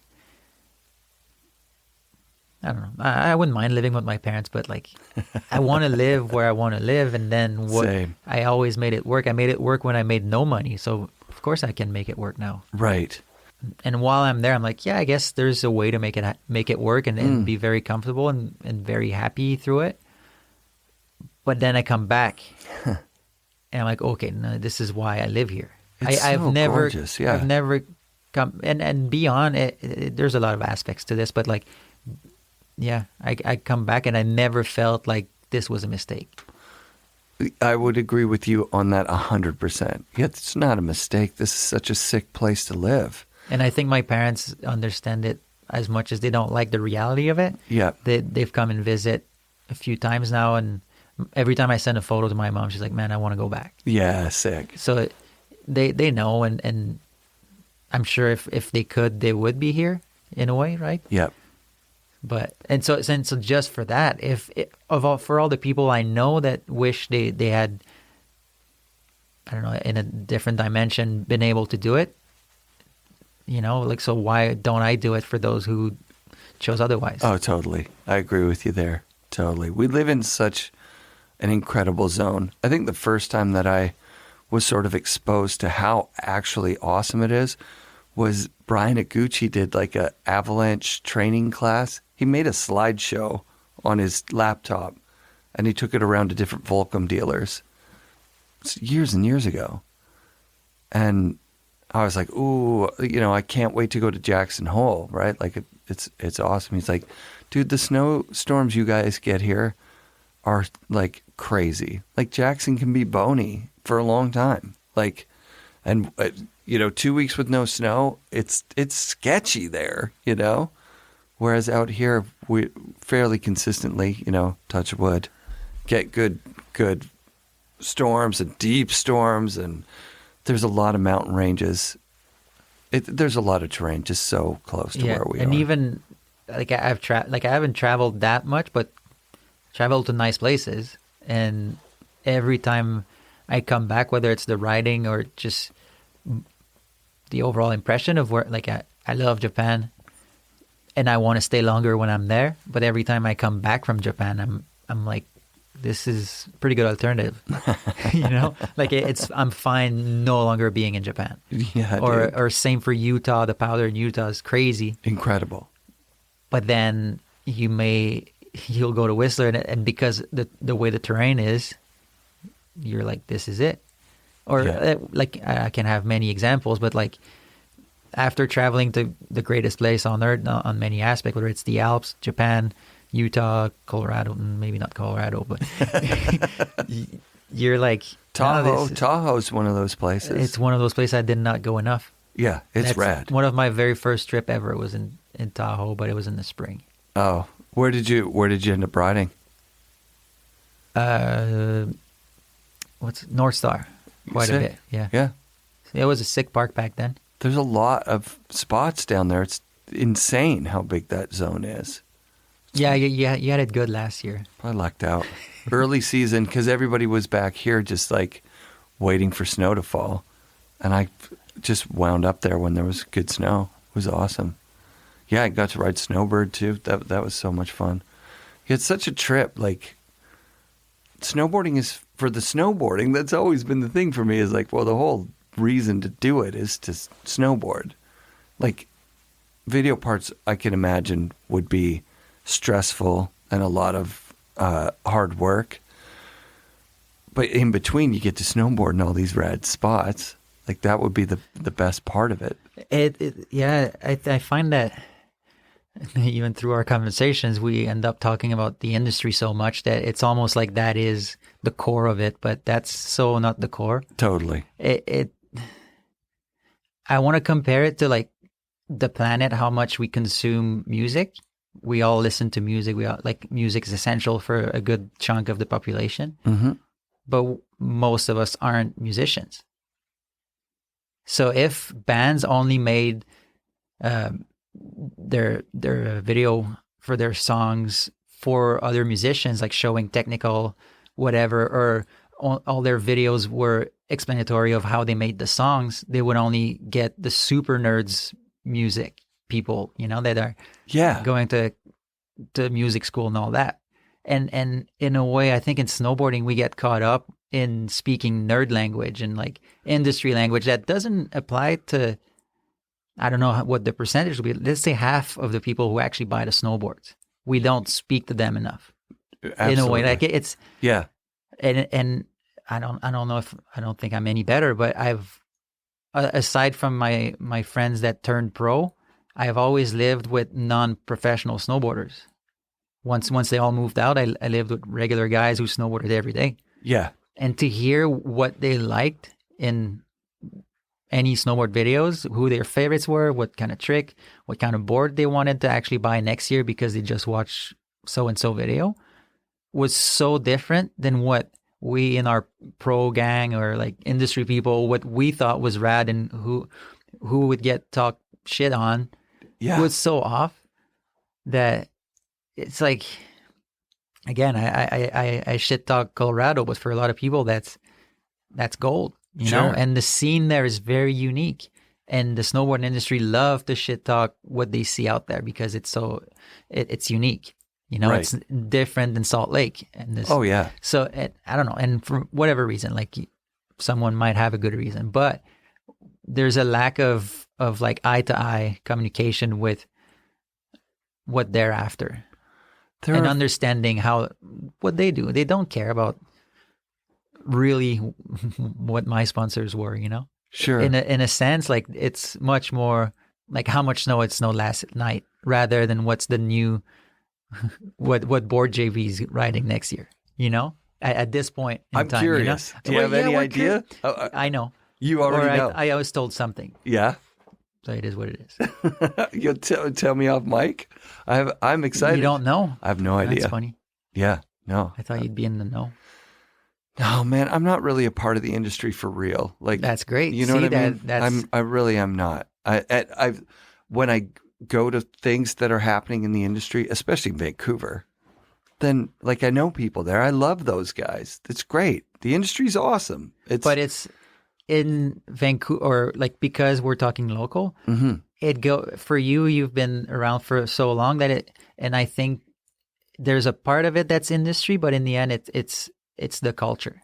Yes, it's our snowboard culture. It includes the industry because it is here. Yeah. So when you go up Seymour, you will see some guys that work at Tony Lefroy. You see Tony, you're like, cool. But to me, Tony is not when I hang out with him, he's not the industry. No, I hear you. We may have industry talk, but like he's a part of the Vancouver snowboard 100% community. Yeah. A lot of those guys are, which is dope. And I think that's been my approach more so in recent years. Like, what's the point of, like, I would say that when we'd be building for a day on like a thing that will create a 4-second clip. Yeah. And there's 5 of us building this, where if we all put that same energy up on the hill, creating something for everyone to ride. It's so dope. Imagine if that mentality of like what you do with your time and energy was more towards the common good. The community. Yeah. Like you said, community building. And that applies to more than snowboarding, obviously. But I'm into that, dude. I just find that the stunts we do is, to a certain degree, is non-essential. Sure. It's a part of it. It's always been a part of it.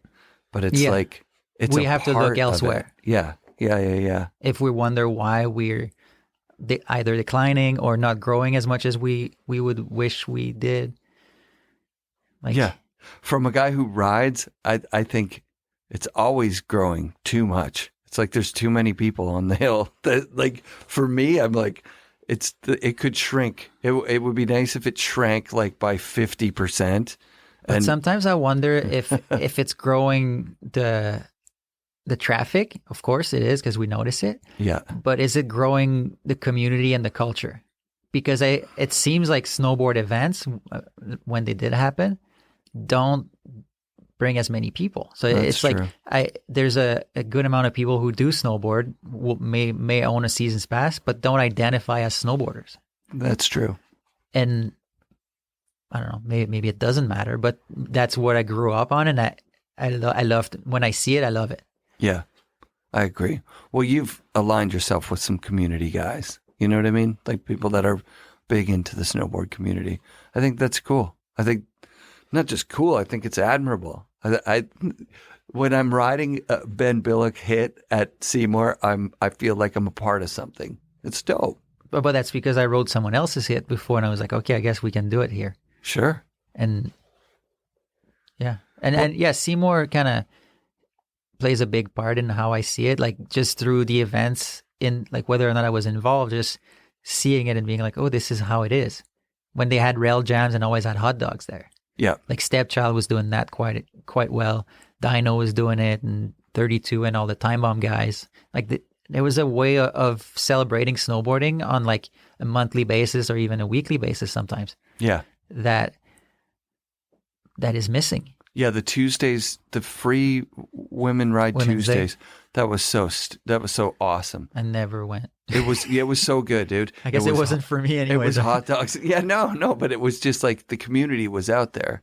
So people would be turning the hot dogs, and you'd take a lap from the top. You might go all the way down, unicorn, come back up, hot dog in the parking lot, go to the car for a beer, back up mystery. Like, but that's what we're trying to do with the baked salmon too, right? Yeah. It's dope. Is whatever reason you are need, doing that. It's perfect. Like we just need a reason to make people want to go, but all we want is a gathering. Yeah, which is illegal now, but that's the main goal. So sometimes it's a quarter pipe, it could be a race, but in the end, it should be nothing. You know, that's true. Let's all we share that. Let's. Yeah, we should do it. Whatever we'll do it with the podcast. I'll put it out there. See you guys Thursdays. You gotta be careful these days, though. You'll get shut down. Oh yeah, no. Once COVID's over, I mean, yeah. I forget that we're in a lockdown. We're 6 feet. Yeah, we're more than 6 feet, hey? But yeah, that's Did you didn't show up this year, did you? No, you were there. I was there late because I thought it was canceled. And then I texted Nick, is it going on? I heard it's going on. And then he's like, duh, get up here. And so I raced Artie. He's been working at the shop since I quit. And we have a rivalry. And I beat him at the Office Boys one at Grouse and at Big Salmon. I think twice. And so he was fast. And he is faster than me. That's the thing, is that I cheated a couple times, or I don't know how however I beat him, it wasn't legit. And he legitimately beat me at the Baked Salmon last year. Yeah. Kicked my ass. Were you able to time it? No, we dropped in from the two different drop-ins at the same time. So it was like whoever gets to the bottom first. And I had my strategy. I was going to air over the one, the spot where you could air over the corner. So as you come into the very steep step, there was a step down right over. And I hesitated, and he got in the landing. I didn't want to land on him. And so then he was ahead of me the whole way. Had I done it, no hesitation, I would have won for sure. It's interesting how last year, because it got somewhat canceled, turned out to be the in a way the funnest one. Sure. Because we got to ride the thing. They actually, it got so fun, and the hype was, the energy was good. Yeah. Because the event was canceled, let's just say it like that. But yeah, they ended up running the chair, although it was windy. We were just bitching at them. Come on, open it up. We worked all week. No. Ended up opening the chair, and they, at 3, they're like, oh, we'll run it till 5 just because you guys are cool. Yeah. But between 4 and 5, no one was riding because we were all so tired. Yeah. We got so much out of that whole thing that you would have never thought that it would ever happen. If you think in the previous years, they'd have to kick us out. Yeah. And last year we had more than we could chew, really. That was so dope. Yeah, and it was the session that went on with the hip afterwards, and it's just fun to be in that energy. That needs to happen. Those going back to the beginning of snowboarding for me, I was shocked that stuff didn't happen all the time. The West Beach Classic was the OG Whistler event like that. And then snowboarding got so big that it became the TELUS World Ski and Snowboard Festival or whatever it was. And it just was it wasn't the same. It became so so good that someone else took over, or like I think it's Yeah. Whistler that said, "Hey, you know what, West Beach, you guys don't do it, we will do it." I think that's kind of how it went. Well, West Beach was like struggling, so they stopped doing it, and then it was the Sims Invitational for a year, And then Orage, so I think they just went for the highest bidder. probably. Yeah.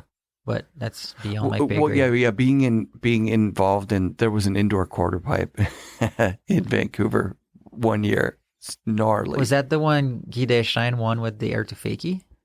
Possibly. Because I had a photo, one of the first Is there photo. wood in at the top of the quarter scaffolding. pipe? Yeah. One of the very first photo I found on the internet of snowboarding was him. It must have been the year he won the quarter pipe contest, I guess. Yeah. But air to fake, he just in an angle that you're like, he's gonna fall on his back. But no, that was just how he poked his That's indies. so sick. And I printed it, so I had that as like, like my first experience with playing with computers. Really was Wow. printing that, and it was in my bedroom for a while. Oh, that's so sick. Do you know him now? No, he's kind of off the grid. He's hiding out. Him and his girlfriend. But my roommate, and when I moved to Whistler, when we all bought sleds, he bought Guy's sled Oh, that's so sick. just randomly from the newspaper. I want to have him So on that's the as show. close as I got to him. Yeah, I want to have him on the show for sure. But legendary, we call when someone does air to fakie, we call it a Guy Deschamps I love that. because that he's just so solid. Yeah. I love that guy. I met him up in Whistler years and years and years ago, but we didn't get to ride with him. We were doing some industry thing, shooting for a cigarette commercial or something. Oh, that's the one you talked about. Cigarette commercial. It's gnarly. Random fact, yesterday I went to Seymour Yeah. and ran in the parking lot. I ran into Jake, Kennedy Deck, and Jed Anderson. They're all going snowboarding together, in which they have been all week, I guess. Yeah. But I had not seen Jake in I don't know how many. No, not Jake, but Jed in so many years. Yeah. Or snowboarded with him, like even more. I don't know. That was sick. That's Like so it was fun. like a Videograss reunion plus Kennedy. That That's was sick. incredible. That was a good first day. Oh, that's super sick. Yeah, I'm going to have Kennedy on the show. Because of sponsorship stuff, because of Vans. Vans is like, you want to have... I'm like, yeah, for sure. Of course. That's a good one. You're going to have to help me with that one because I've got nothing. Yeah, what do I have to watch? It's more talk. Like if I was in front of Mikey LeBlanc, I could talk about the stuff I saw because I grew up on it. But Yeah. if it's just one of the 100 things you watched this year, then it doesn't have the same value, right? I agree with you there. So it's more like what makes you, and what you understood from the feedbacks you got from maybe a few people you reached out to or whatever. Sure. I don't know. I feel like we captured a good part of Ben in this. How do you feel about it? Decent. Yeah. I mean, I feel like we covered pretty much the whole career. It was devastating hearing you talk about the sponsorships, though. That's funny you didn't know. But at the same, that's one thing. I've only really talked about it in one interview in King Snow. Yeah. But the way we did the interview, it was kind of like, it was like an analogy, like getting dumped by a girlfriend. So the whole interview was like not directly saying exactly what happened. Yeah. And I think I regret, like at the time I was trying to be quiet about the whole thing because I didn't want to sound like a spoiled person that's not getting his candy and whatever. Right. But I think at the same time I regret not being transparent and saying, hey, this brand sucks. Sure. This brand really pulled a shitty move here. That's Right. that you hear sometimes and you're like, oh, that's not cool. And that happened to me and I didn't say anything. Mm-hmm. I like that. You had to ask for your raise when you got your raise. Like, Every time I had to ask for something. yeah. Which I think is fair in a way. Like, of course, they're not going to just hand you the money. You need to be like, no, I think I'm worth more. So, You know what? We can agree to disagree on that. I think if your company is on top of it, then if the guy's worth more money, and then I know, but I also,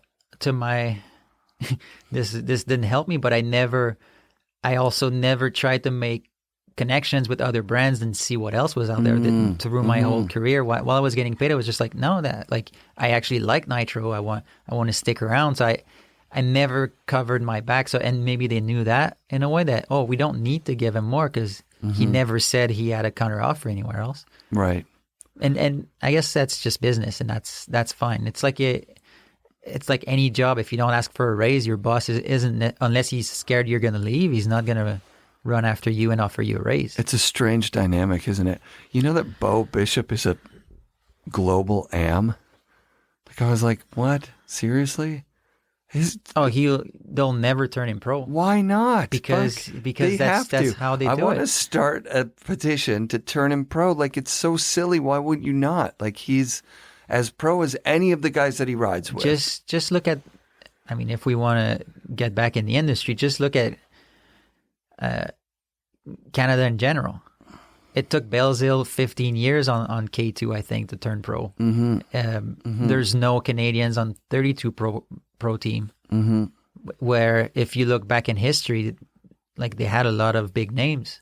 Even Laurent was on 32. Yeah. But they didn't want to put him on the team, so he quit to do Rome boots. Unreal. Like, I don't know. There's so many examples of Canadians that got I'd love fucked over. to talk about Laurent because he's one of those guys that when he disappeared, it was like, where the fuck did he go? Like, it was like 1 year, he's my favorite guy. Did he get a terrible injury or something? And then you hear his interview with Jody and you're like, holy shit, he just kind of quit. I have a very different vision of everything. And it's funny, like I was listening to his interview and I was there for a lot of those stories he told. Of course. And I remember them more than he did. Right. Like, man, you forgot a big chunk there. And it's been like that, like our whole lives. So that's pretty funny. Right. Was he like, did he know he was as good as he was? I think that's the thing that I've heard. Like he was just naturally talented. He was not like by default better than everyone when he was doing whatever he did. Just like naturally talented and never really had to work for it. Like his passion and his drive was sufficient for a long time. And I think as potentially like as soon as he saw others doing things that he wasn't doing yet, he felt like he was not as good as them. And that instead of pushing harder, he went the other way. Yeah. Saying like he no longer cares. That's a lot of people. Probably convinced himself that he didn't care, like slowly and like regressing in that sense. Totally. But skills were always there. It's funny because it was this one session we did where he was just doing lip slides, pretending like that's all that matters. I'm just going to do lip slide, where all the boys were doing like next level shit. Yeah. Just like doing things they've never done and kind of like to prove a point. He was simply doing lip slides all day. And then we went back for a second day on that same spot. And we're like, come. And I think overnight, like we had probably conversations on that evening. And he was like, man, I should have done more or whatever. And we're like, yeah, why didn't you do cab 270 and back to side 270? Like, you can do that. He's like, no, I can't. And the next day we're just like, no, yeah, you can. And he did both like within a few tries. Oh, wow. Like that. And that's always been like that. I think the first or second kink rail we hit together, down, flat, down. Yeah. I was doing 50-50s and I board slid it. But he was like, no, I'm going to front board it. No practice. Like he wasn't like doing 50s and then eventually moved on. Like he went there and he's like, that's what I'm doing. And he front boarded down, flat, down. Oof. Like, and we were 16 or something at the time, you know? His style was just insane. Yeah, like that too. But like just his level of what he was comfortable doing was already ahead. Yeah. Yeah, and as soon as he tried something, he would get it. That was just not. There was never any like, let's see if I can do this. It's like, no, he had it. That's so dope. And that's so dope. Last year for Christmas, like we try to gather normally when I'm in town. They kind of make an effort to all get together. But in the winter, we try to go snowboarding. Yeah. And that was his first time, I think, in 3 years that he was able to come with us. Yeah. And we were like, hey, let's all meet up at this chair. But he went on the other chair and took one or two laps by himself just to see if he was still capable, because he didn't know. Yeah, Or of like course. doubted himself. Yeah, totally. So Totally. and I think that's representative of how he was the whole time anyways. Like he was always unsure of his capacities. And One of the best to ever do it. Like, one of the best to ever do it. LMP, are you kidding me? Like, unfucking believably talented. And he never stood out as like a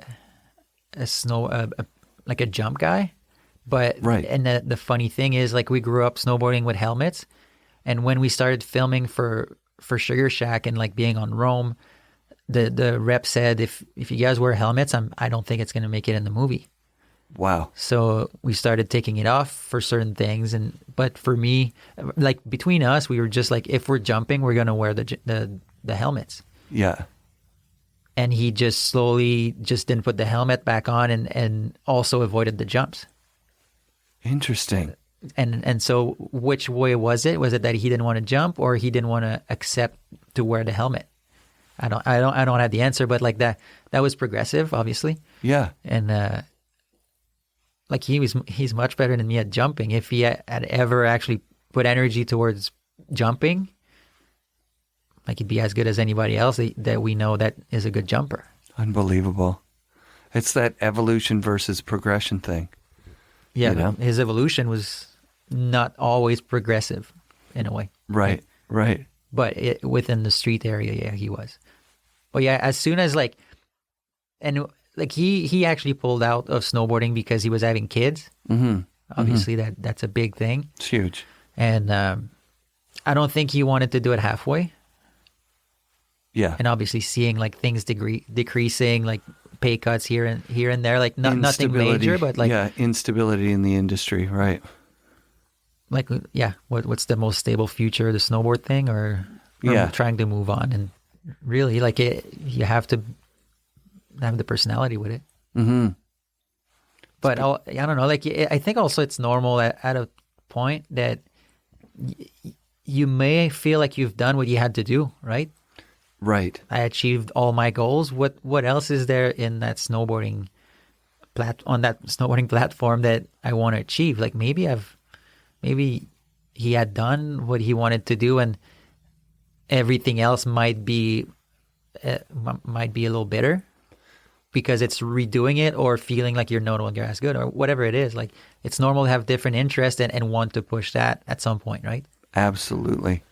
Yeah. If you're driven by progression, at some point you're going to be bummed on yourself because you're not going to go to a spot that's lesser than a spot you've already done before and do some trick that's less than some trick that you've already done. I think it's not always from yourself. It's like, what, my sponsors still want me to film another video part? Right. Like, you're not as stoked on the idea. You're like, man, I wish there was another way to express what I feel for snowboarding other than chucking myself down the stairs or whatever. Yeah. Did you ever have any of that kind of JP Walker style PTSD? Like, have you been injured at on a jump or on a feature and then been like, fuck, roll back up to something like that and be like, I'm actually scared. Not really, but in his interview, he says it's either you get hurt or you lose your sponsors. Mm-hmm. Like, it's people don't support you. For me, it was like I felt like I was finding a new direction in my snowboarding that I was like, no, I think I'm only getting better. Yeah. And less scared and more comfortable with what I was doing. Totally. So it was kind of the opposite. I guess give me 2 more years, maybe I would have got to the PTSD part of things. But well, now you probably have PTSD from losing your sponsors, right? Like, yeah, I guess a bitterness and like a reality check that. And it's funny now, I talk to younger kids that are trying to make it. I'm like, dude, just do what you want to do, because in the end, it's not worth the energy necessarily that you put towards it. As far as money, like, even if you do make 30, 40 grand off of snowboarding for 2 years, like, you invested 5. Totally. So do it on your own pace, the way you want, with the people you want to do it. And if you're good enough and they still want you while you're doing this, then it'll be a fun road, I think. Yeah, Dion de La Salle did that out here, out of Vancouver. He did it his own way. He set his own limitations, and it was crazy to see.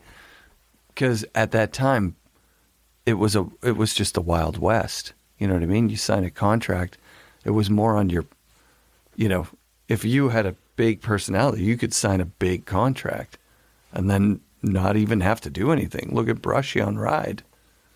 He signed a huge contract, probably the biggest that had ever been signed at that point.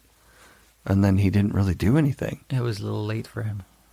Yeah, but it was a lot of money, so that's... Oh, yeah, no, for sure. But, like, for me, I wish I had snowboarded for myself more through the time that I was getting paid to snowboard. Mm-hmm. And maybe different things would have come out of it, Different inspiration, different...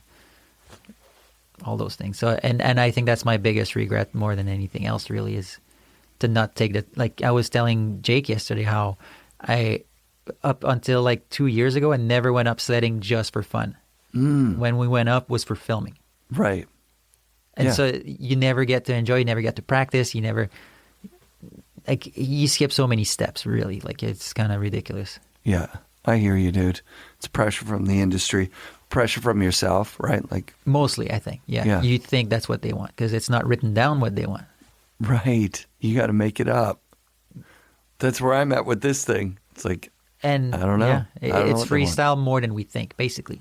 Yeah. Like, someone will tell you should do it that way. Oh, totally. And you will believe that person and go that way, and it won't feel good, or it may work, may not work. Well, I was trying to do the thing that you were talking to, like, alluding to in the beginning, like having that really good research.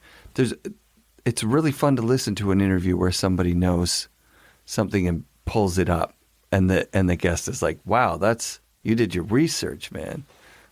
And as much as I'd love to do that, it's not you. Yeah, it's not in. But there's a part of me that's like, "Whoa, Ben wants that.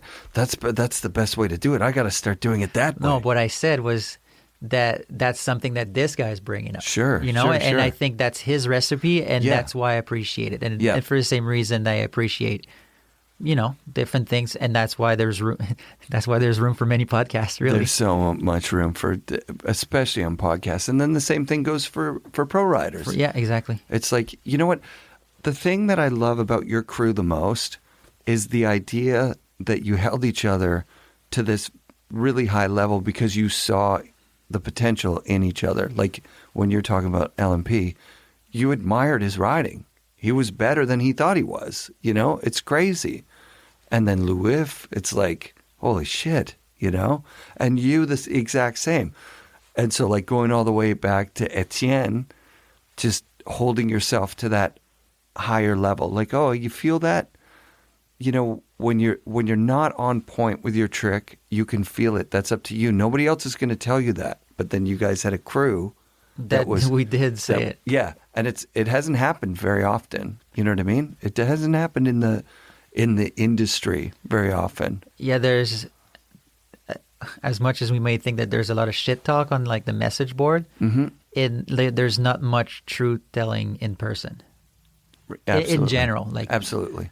Team managers hype, yeah, until he totally. cancels you on an email the next day. Yeah, totally. So, yeah, there's not enough communication, like, truth. Right. Yeah, I think it was in the LMP one with Jody. They talked about being at a spot and trying to get the trick, trying.